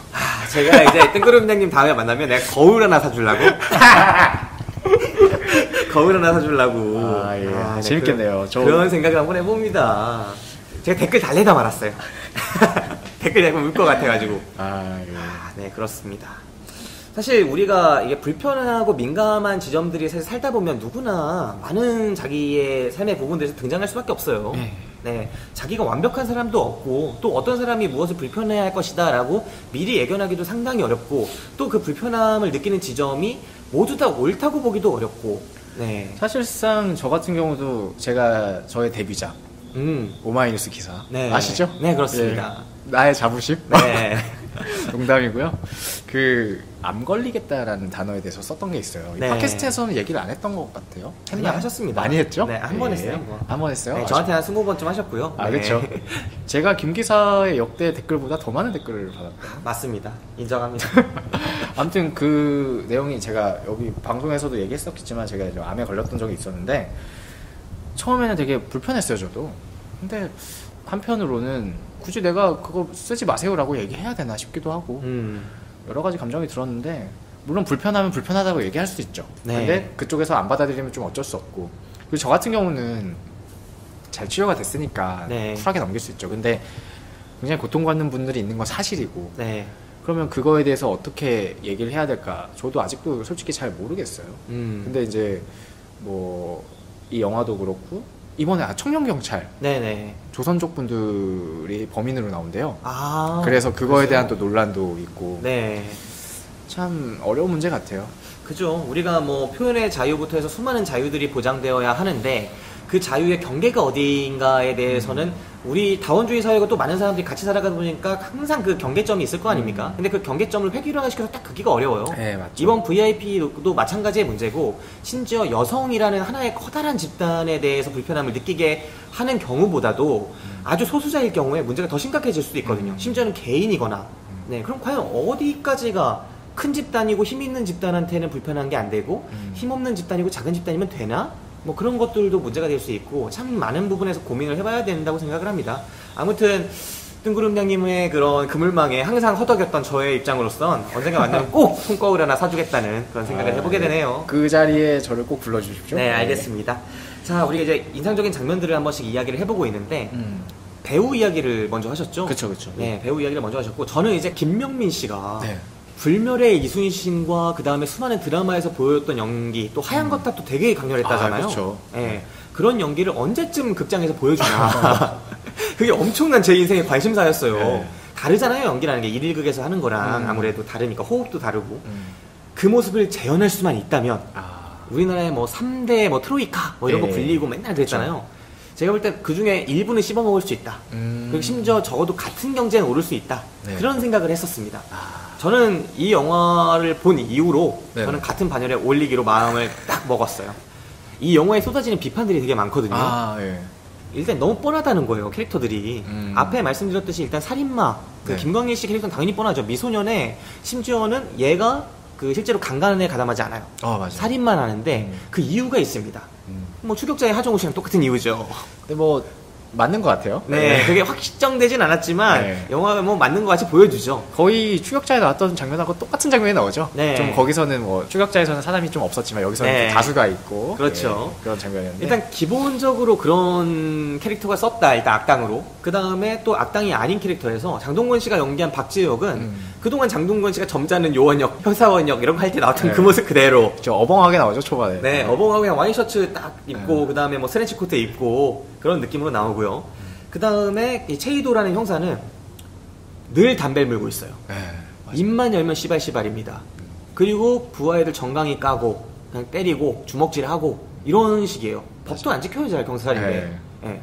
이런 식의 캐릭터 없었냐? 우리 이런 열혈 형사 캐릭터 중에 은근히 찾아보면 좀 많죠. 좀 과하긴 하지만 이제까지 중에 좀 강한 캐릭터긴 하지만 야구 배트를 뽑아가지고 딱 박희순 씨한테 들어가면서 그렇게 말하잖아요. 너 내가 나 잡아놓은 놈 아닌데 누구냐? 아닌 것 같은데 이렇게 해갖고 딱 들어갈 때 전형적인 형사의 집 아닙니까? 예, 보통 뭐 이 김명민 씨 나이대쯤 되면 이제 가정도 있고 아들, 딸 있고 아내도 있고 할 것 같지만 김명민 씨 캐릭터를 보는 순간 아 얘는 존 맥클레인이구나 그 다이아드에 네. 그런 느낌 있잖아요. 그렇죠. 아 그냥 뭐 이혼했거나 아니면 혼자 살거나 계속 혼자 살았거나. 네, 딱 그런 모습들이 너무 전형적이다. 네, 그런 비판들이 있을 수 있다고 생각합니다. 그런데 제가 느끼기에는 그런 평범한 설정들 가운데서 특별함을 계속 불어넣고 있는 것 같아요. 이 배우 자체가. 그리고 그게 가장 잘 드러난 장면들, 찰나의 순간들이 진짜 이 배우가 살아있구나. 왜 그런 거 있잖아요. 목각 인형인데 숨을 딱 불어넣으면 피노키오가 되는 거야. 그런 식으로 이 뻔한 캐릭터라고 볼 수 있는데 사람 움직이게 만드는 김병민의 연기를 중간중간에 여러 번 느꼈어요. 예를 들면 뭐가 있을까요? 네. 처음에 김명민이 수사에 좌절합니다. 이 사건 덮어 라고 해서 사건이 덮여지죠. 네. 그런데 그 사건이 재개되는 순간이 와요. 네네. 네. 북한에서 온 그 박희순 씨가 힌트를 주거든. 그렇죠. 홍콩에서 사건이 하나 있었다. 김광일이가 홍콩에 간 적이 있었는데 거기서 강간 뭐 그런 걸 했다. 그리고 스너프 필름으로 찍어가지고 돈이 없어가지고 이걸 팔았다. 그랬는데 이 안에 찍힌 사람들 중에 홍콩에 살지만 국적이 한국인 애가 하나 있다. 피해자. 네. 그럼 이건 한국 사건이고 한국 경찰이 그 속인주의에 의해서 그 개입할 수 있는 여지가 생겨버리잖아요. 그거를 이제 창고에서 꺼내가지고 그 자료를 바탕으로 확인을 하는 장면이 있습니다. 수사를 이제 착수하게 되는데 그걸 딱 확인할 때 장면이 있어요. 그걸 딱 보고 나니까 너무 잔혹하거든. 정말 이 씨발 그런 거지. 너무 역겹고 너무 화가 나고 막 그러는 거죠. 김광일 이 새끼 이걸 했다. 근데 그것과 함께 희열이 또 있는 거예요. 그치. 끝나지 않았구나. 이 새끼 내가 잡아쳐낼 수 있다. 두 가지를 이 잔혹한 이 스너프 그 사진들을 보면서 그 두 가지 감정을 다 표현해요. 김명민 씨가. 그런 식의 연기들이 중간중간에 있었던 것 같아요. 제가 느끼기에는. 그래서 저는 이 캐릭터가 엄청 특별하고 엄청 훌륭하다고 봤거든요. 저는 사실 좀 전형적이다라는 부분들에 조금 공감은 가요. 네. 그 전에 보여줬던 어떤 카리스마 있는 캐릭터랑 좀 겹치지 않았나라는 생각이 드는데 뭐 다 전형적이었으니까 네, 크게 바라지 않았고 저는 당연히 좀 쾌감을 느꼈던 장면은 이제 그 동영상을 들고 미국 정보기관의 인도 직전에 들어가게 되죠. 네. 거기서 했던 대사들이나 행동들 통쾌하죠. 한방 매기는 기억에 많이 남습니다. 네. 아무튼 저는 이 김명민 씨의 캐릭터 그 체이도라는 형사 캐릭터가 한국에 이제껏 수많은 형사 캐릭터가 있었지만 체이도는 남겠구나. 걔네들의 이름은 잊혀져도 나에게 있어서 그리고 또 나와 같은 생각을 가진 수많은 사람들이 있을 것이고 그 사람들 마음에 체이도라는 형사는 남겠구나. 아까 그 본업에 충실한 사람 아닙니까? 그쵸. 남들이 다 외면하고 해도 형사는 범인 잡는 거야. 이거에 가장 충실한 사람. 그걸 향해서 끝까지 달리는 사람. 더 승진하려면 더 오래 버티려면 이 회사에서 그런 것들 생각 안 하고 신경 안 쓰고 범인 잡는다. 그거 하나에 가장 충실한 사람이 있을 것이고 또 오늘 수많은 체이도들이 또 공정하지 않은 법의 논리에 또 좌절하고 절망하지 않겠습니까? 그렇죠. 그 사람들한테 체이도라는 사람이 있다라는 걸 보여주는 네, 그런 하나의 멋진 캐릭터였다고 생각을 해요. 네, 저는 되게 좋게 봤습니다. 연기. 예. 네. 연기의 측면도 그랬고 또 좋게 보신 장면이 있나요? 저는 그 영화의 형식 있지 않습니까? 네네. 중간중간에 뭐 1번 뭐 2번 뭐 네. 마지막에 에필로그. 그죠. 그 왜 한 걸까? 안 해도 사실 좀 이야기는 되는데 네. 굳이 친절하게 했던 것은 방금 아까 김 기사가 얘기했던 너네 이 대중들아 너네 이렇게 해줘야 돼 뭐 그런 메시지가 복합적으로 엮인 게 아닌가? 그런 생각이 잠깐 드네요. 전 그 정도까지 말 안 했습니다. 아니 감독의 의도라는 거죠. 김 기사의 의도가 아니라 네. 감독의 의도가 아닌가라는 생각이 들고 그리고 오프닝과 엔딩을 얘기하고 싶은데 엔딩은 이야기적 측면이고 오프닝은 형식적 측면이에요. 우리가 네. 왜 예전에 뜬구름냥하고 얘기를 해본 적이 있었어요. 영화 시작에 투자자들부터 나오더라. 근데 여기는 그렇지 않았어요. 기억이 나시는지 모르겠지만 투자는 안 나오고 각 영역 그 뭐 미술 감독 네. 누구 그 다음에 제작 박훈정 프로듀스 누구 연출 누구 맨 앞에 영화사 이름은 나오죠. 네. 근데 투자자가 안 나왔어요. 네. 그래서 특이하네. 예, 제작자가 박훈정 감독이었기 때문에 박훈정 감독이 뭔가 그런 의식을 가지고 뭔가 하지 않았을까. 보통 앞부분에 뭐 미술 감독, 뭐 무술 감독 이런 얘기 안 나오잖아요. 그죠. 예, 근데 이건 나오더라고요. 그 마지막에 엔딩 크레딧 한창 올라가고 나서야. 그쵸, 나올 중간에만 사람들. 등장하는 건데, 네. 그 영화 오프닝 할 때 가장 집중할 만한 순간에 딱 넣어줬다는 거 아닙니까? 그쵸, 장동건이 비장하게 네. 이제 그 홍콩의 거리를 참을고 달리고 갈 있는데 때. 그때 이렇게 나오죠. 그래서 약간 엔딩 느낌이 나는 거예요. 네네. 실제로 엔딩 장면이었지. 그리고 엔딩 장면은 어떤 내용적인 측면에서 왜 그 우리가 그 내부자들 영화 했을 때 김 기사님이 엔딩을 되게 별로라고 얘기를 하셨어요. 네. 세상은 그렇게 희망차지 않다. 긍정적이지 않다. 근데 영화는 우리를 속이고 있다. 이런 식으로 네. 똑같이 그냥 이종석이 박희순을 죽이고 거기서 끝났어야 된다고 생각해요. 저는. 근데 마지막에 5번 에필로그. 그래서 첫 장면하고 이어지죠. 네. 그리고 장동건이 나름 통쾌한 복수를 하는데 그렇죠. 국정화에 살아있네. 네. 이런. 그거를 왜 뺐으면 좋겠는데 물론 뭐 제작자 마인드가 있었기 때문에 넣는지 모르겠어요. 해피엔딩으로 끝내고 싶은. 네, 되게 좀 아쉬웠어요. 물론 이제 역사적 사실하고 끼워 맞추려면 그렇게 될 수도 있는데 굳이 그거는 중요하지 않았거든요. 그죠. 네, 그래서 그 부분이 되게 아쉬웠어요. 저는. 이게 오프닝과 엔딩이 맞물리면서 주는 영화적 효과. 그 다음에 역사적으로 장성택이라는 사람이 또 처형되고 김정은이 이제 오르고 여러 가지 권력적인 문제가 좀 맞물리는 그런 현실과 맞물리는 그런 측면 두 가지 효과가 다 있었지만 그럼에도 불구하고 영화적으로 주는 메시지의 그 강렬함이 상당 부분 훼손됩니다. 맞아요. 네. 박희순이 죽었을 때 되게 충격적이거든요. 네. 나름 반전. 그죠. 네. 엄청난 반전이죠 사실은. 그리고 그러면서 이종석 씨가 등장할 때 그런 느낌이라거나 이것도 이미지 딱 준 거잖아요. 무스탕 쫙 있고. 이 임팩트가 대단해. 어마어마하다고. 거기다가 미장센 엄청 신경 썼잖아요 이 영화가. 죽을 때 그 사진 흩뿌려지는 장면 기억합니까? 사진 흩뿌려지는 장면 기억하죠. 네, 배가 총을 앞으로 쏘면서. 전진하면서 또 제가 배가 나오는 모든 영화를 다 사랑하지 않습니까? 근데 이제 이게 폐기물 처리 그 법규에 의해서 마포에 의거해서 좀 네, 거슬렸지만 그렇죠. 영화니까. 네. 아무튼 그런 모든 측면에서 영화가 진짜 멋스러운 결말로 가는구나 싶었던 그때 에필로그가 나와. 이 에필로그가 원래 번역하면 군더더기란 뜻은 아니거든요. 그리고 거의 뭐 우리가 안 봐도 되는 쿠키 영상처럼 그죠? 뒤에 붙을 건데 네. 굉장히 강렬하게 나오죠. 분명히 그 생각을 하면은 이런 얘기 하면 또 재미있겠지? 이런 생각은 들 수는 있지만 또 액션도 좋았어요. 생각해보면 예. 마지막 액션도 되게 괜찮았고 맞아요. 예, 되게 괜찮은 장면들이 계속 연속되는데 끝맺을 곳은 아니었다는 거죠. 그게 예, 끝맺을 곳은 앞에 있었는데 영화 그거 없었으면 제가 볼 때 별 최소한 반개 이상은 올라갑니다. 참 안타까웠어요. 생각해보니까. 예, 그거랑 또 하나가 생각나네요. 그 무능한 국정원, 이거 키워드인데 무능한 국정원. 어디 가서나 까이네 국정원은. 예. 근데 정말 그 미국 정보기관의 그 폴, 네. 그 친구가 굉장히 비하는 걸리죠. 너 이종석, 김광일이가 이런 애인 줄도 몰랐어? 진짜 너는 뭐하니? 이렇게 비하는 걸리죠. 네. 마지막에 갚아주긴 하는데 별로 통쾌하진 않았어요. 하나도 안 통쾌해요. 그거 뭐야 사저기로. 국정원 애들 영화 좀 보고 반성 좀 하게. 그렇죠. 그렇게 그래서 끝내주지. 뭐 국정원의 무능에 대한 이야기도 우리가 너무 많이 들었잖아요. 네. 그래서 딱히 자백을 떠올리지 못했는데 아까 원세훈 이야기를 하면서 자백을 얘기하니까 딱 떠오르더라고요. 그 네. 엉성한 일처리. 아니 그런 짓을 하면 안 되는데 또 한 걸 들켜요. 네. 아주 손쉽게. 아예 노트북 사건 이런 거. 노트북 들고 가다가 걸리고 막 이런 거요. 근데 우리나라의 그런 어떤 사적 영역에서의 그 프로페셔널함은 괜찮다고 봐요. 저는 어느 정도는. 네. 근데 공적 영역에서의 그 전문가 의식, 일을 완벽히 처리하고 네. 그런 의식이 정말 없는 거 아닌가. 영화가 그것도 굉장히 곱씹게 볼 수 있는 장면인 것 같아요. 네. 분명히 찾아보면 체이도 같은 사람이 있을 거예요. 많겠죠. 근데 빛을 보지 못하고 다들 이렇게 네. 사라져 가겠죠. 그 박지혁 같은 분도 계실 거고 국정원에 수많은 요원들 막 있잖아요. 그 요원들 중에 일 잘하는 사람 되게 많을 거예요. 그렇죠. 그리고 정말 위험한 일 수행하다가 돌아가시는 분들도 제가 알기로는 꽤 계시고요. 국정원에서.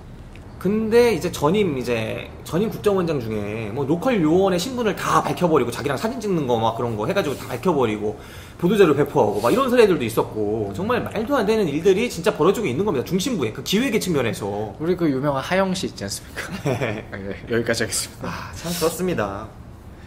참 인상적인 장면들 생각해볼 만한 지점들도 많았던 영화라는 생각을 해봅니다. 자, 이제 이 영화 연관 컨텐츠 시간 가져봅시다. 어떤 영화 뽑아오셨나요? 저는 이제 북한 나온 거니까 네. 그냥 북한 관련한 거를 좀 가져왔는데 네. 영화는 2개 그리고 소설 하나. 네.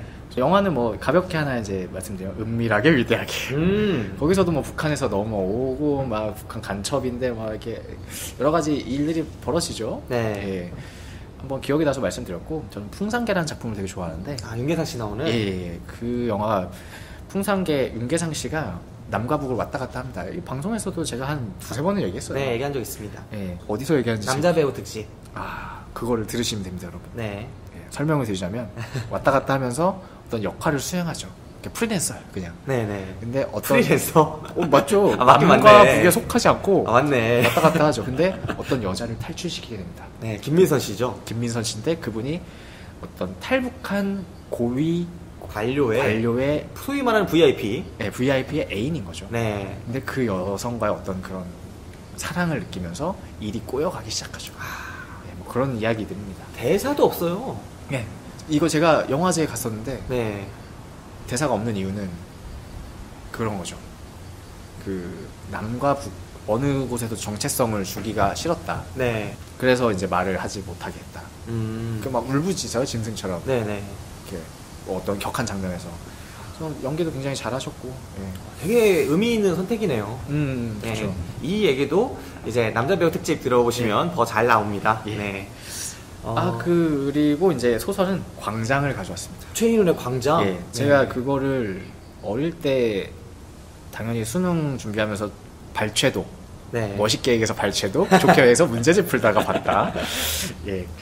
그러고 나서 군대 갔다 와서 네. 언론고시 준비하면서 봤어요. 너무 재밌는 거예요. 남과 북의 상황들이 그 당시에 어떻게 펼쳐지는지가 굉장히 잘 나왔고, 그래서 이 영화를 보면서 처음에 박희순 씨가 상관에게 어떤 그 당하는 장면이 나오잖아요. 네. 이거 잡아야 됩니다. 야, 덮어. 근데 남한에서도 우리 이런 얘기, 남한이라고 하면 안 되나요? 남측 정부 이런 얘기 하면 안 됩니까? 빨갱이네. 빨갱이네, 진짜.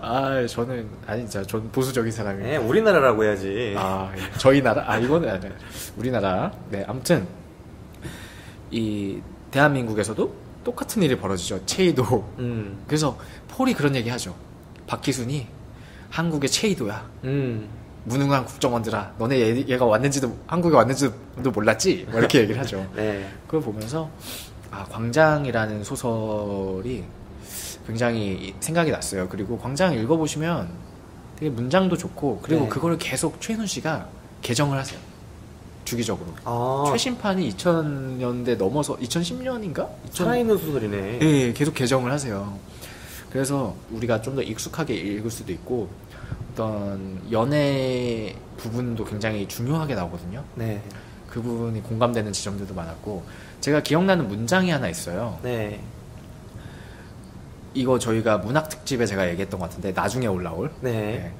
정말 아름다운 문장이라고 생각하는데, 은혜라는 사람일 거예요. 북한에서 만난. 네. 은혜의 몸을 보며 뭐 생전에 한 몸이었음을 안다.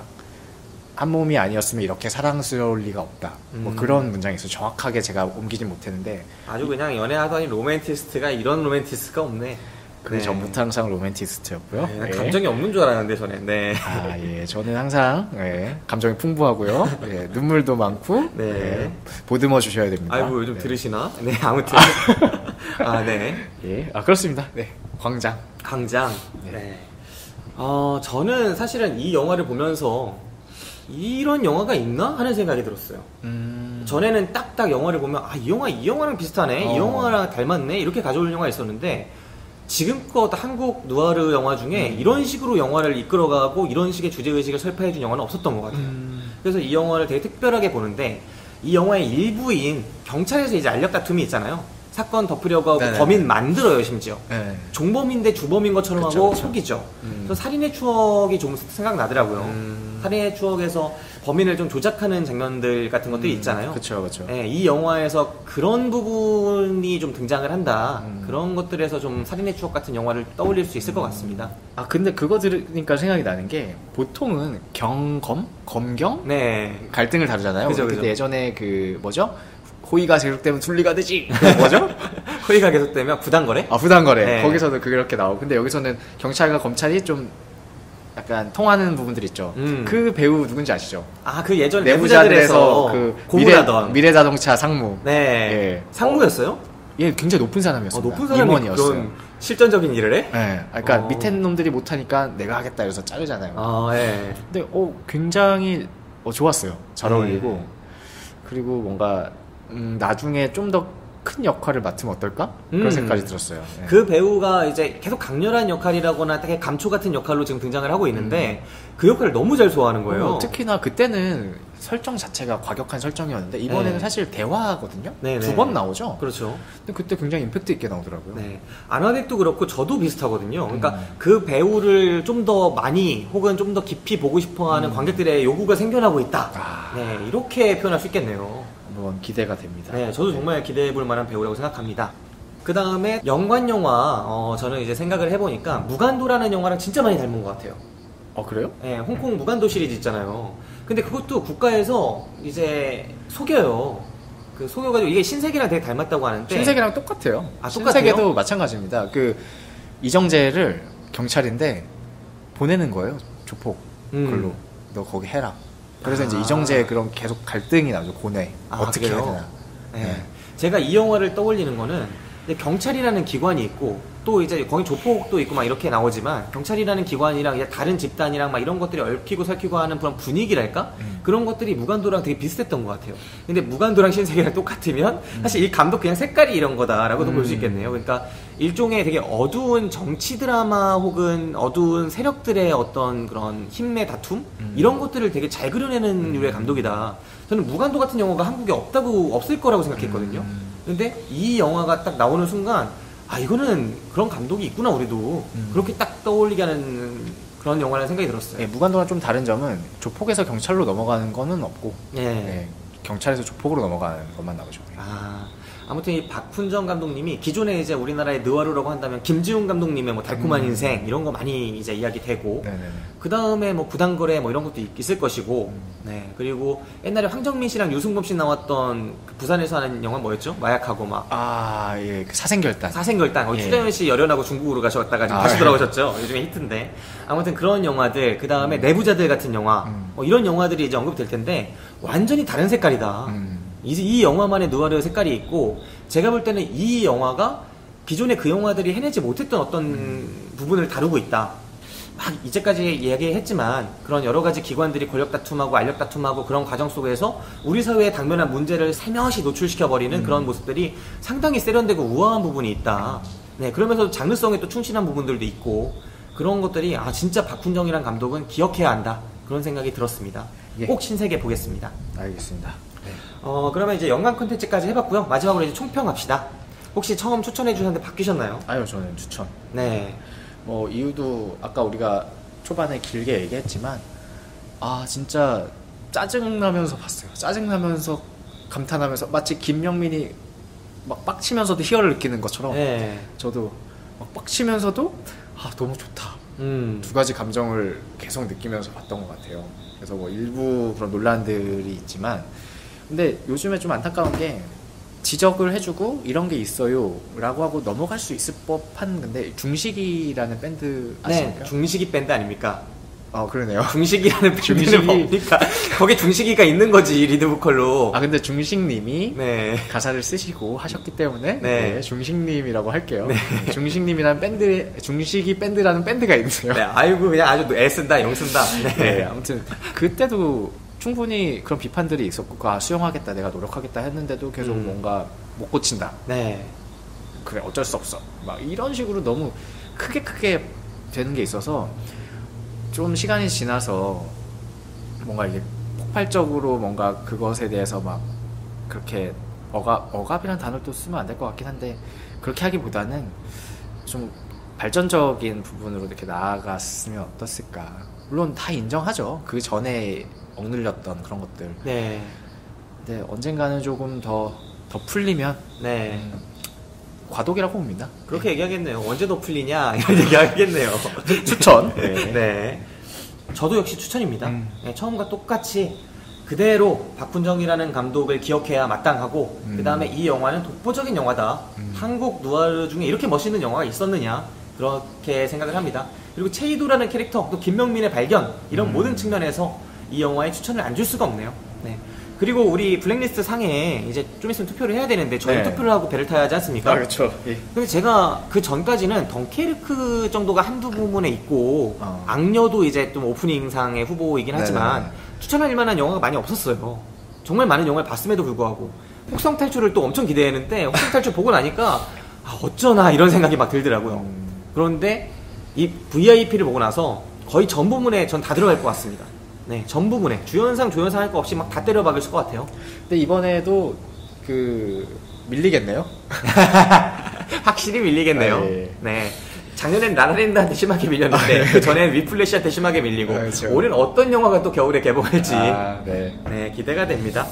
자, 이제 오늘 방송 여기서 마쳐야 하는데 마지막으로 우리가 중요한 시점마다 또 진솔한 이야기를 나누지 않았습니까? 얼마 전에 제가 뭐 초심을 잃었다 이런 얘기를 하셔가지고 그거 찾느라고 진짜 개고생했습니다. 네, 이제 미아와 알렉산드라 편에서 우리가 초심 여기 연수원에 들어오면서 이제 이야기를 나눴었고 또 연수원 중간 지점에 또 한 번씩 얘기를 해봤었고 그랬었는데 이제 연수원을 수료하는 게 이제 눈앞입니다.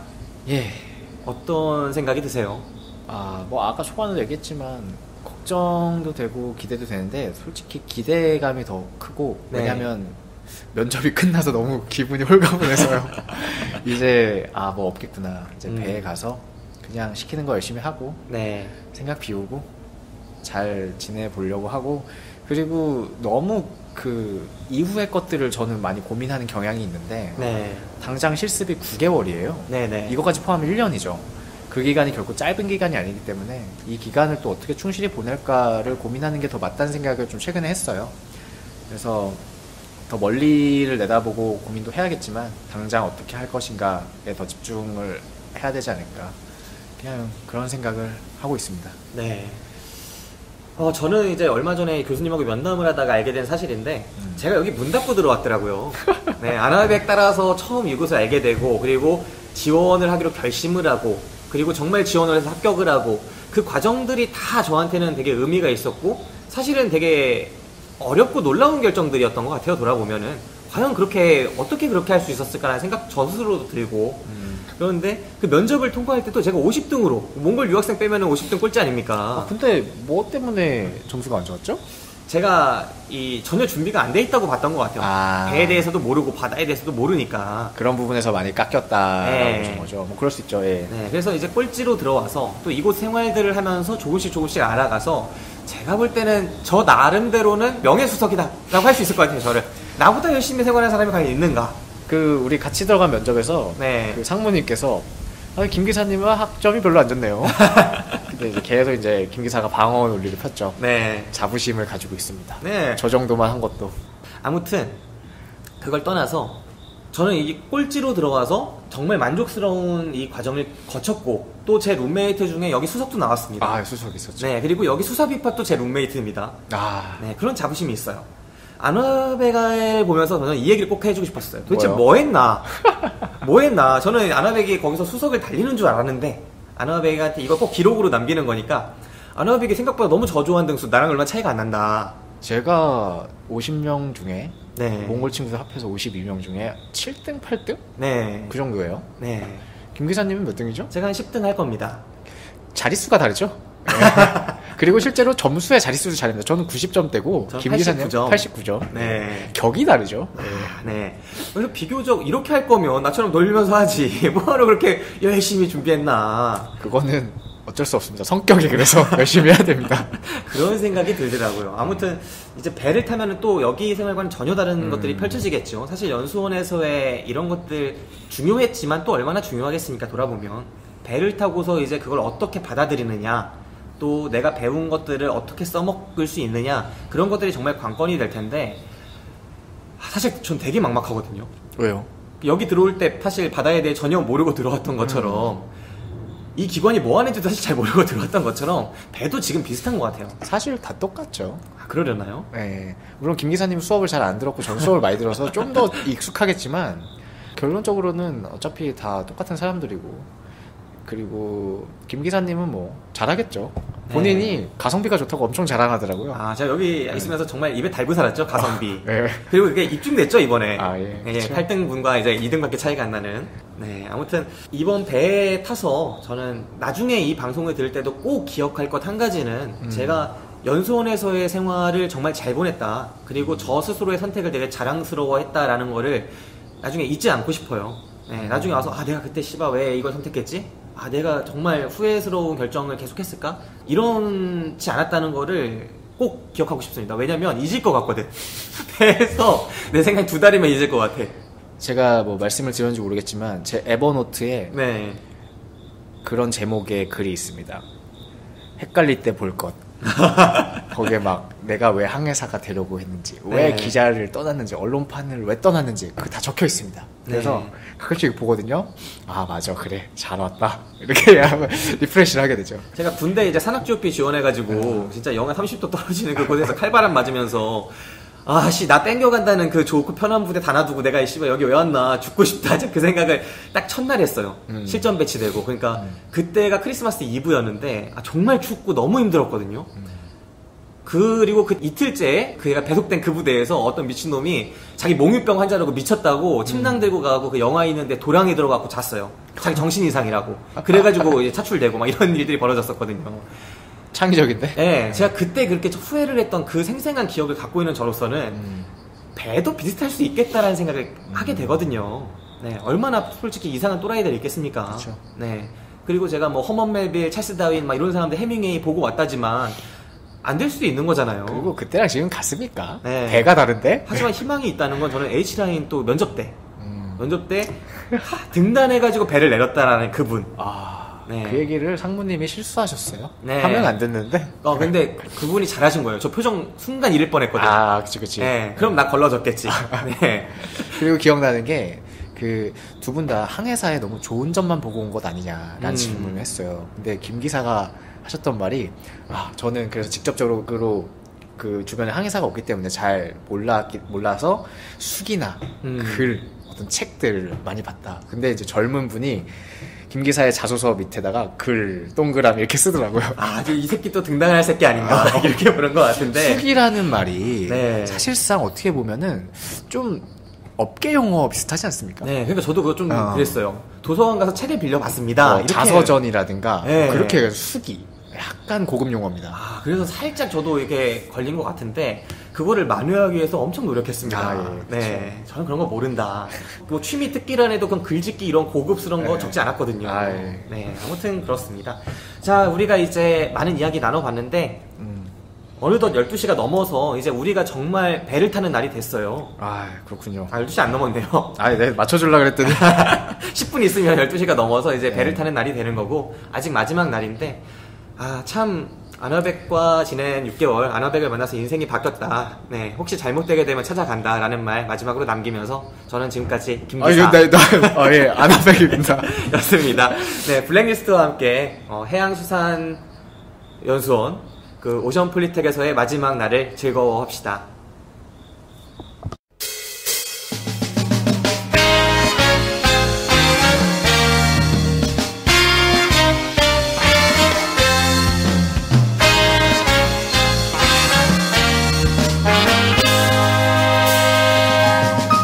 영원하리라 생각해왔던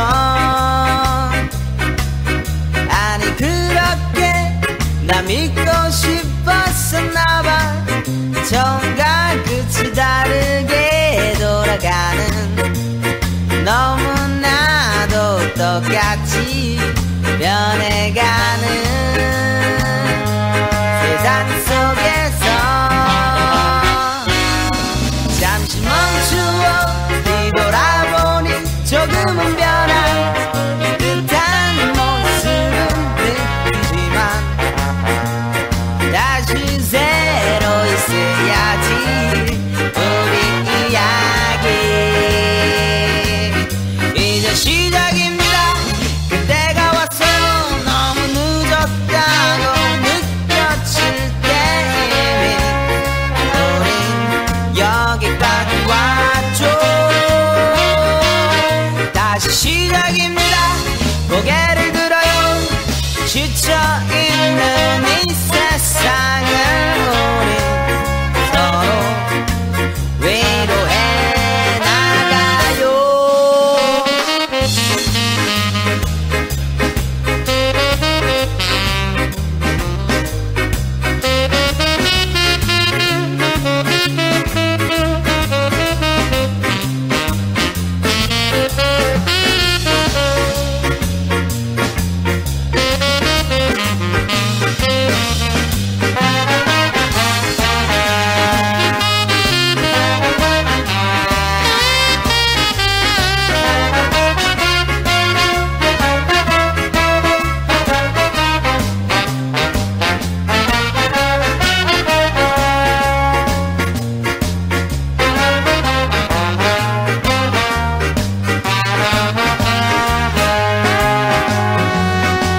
이제 시작입니다.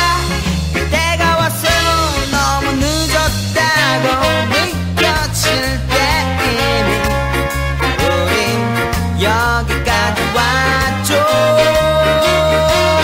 다시 시작입니다. 고개를 들어요.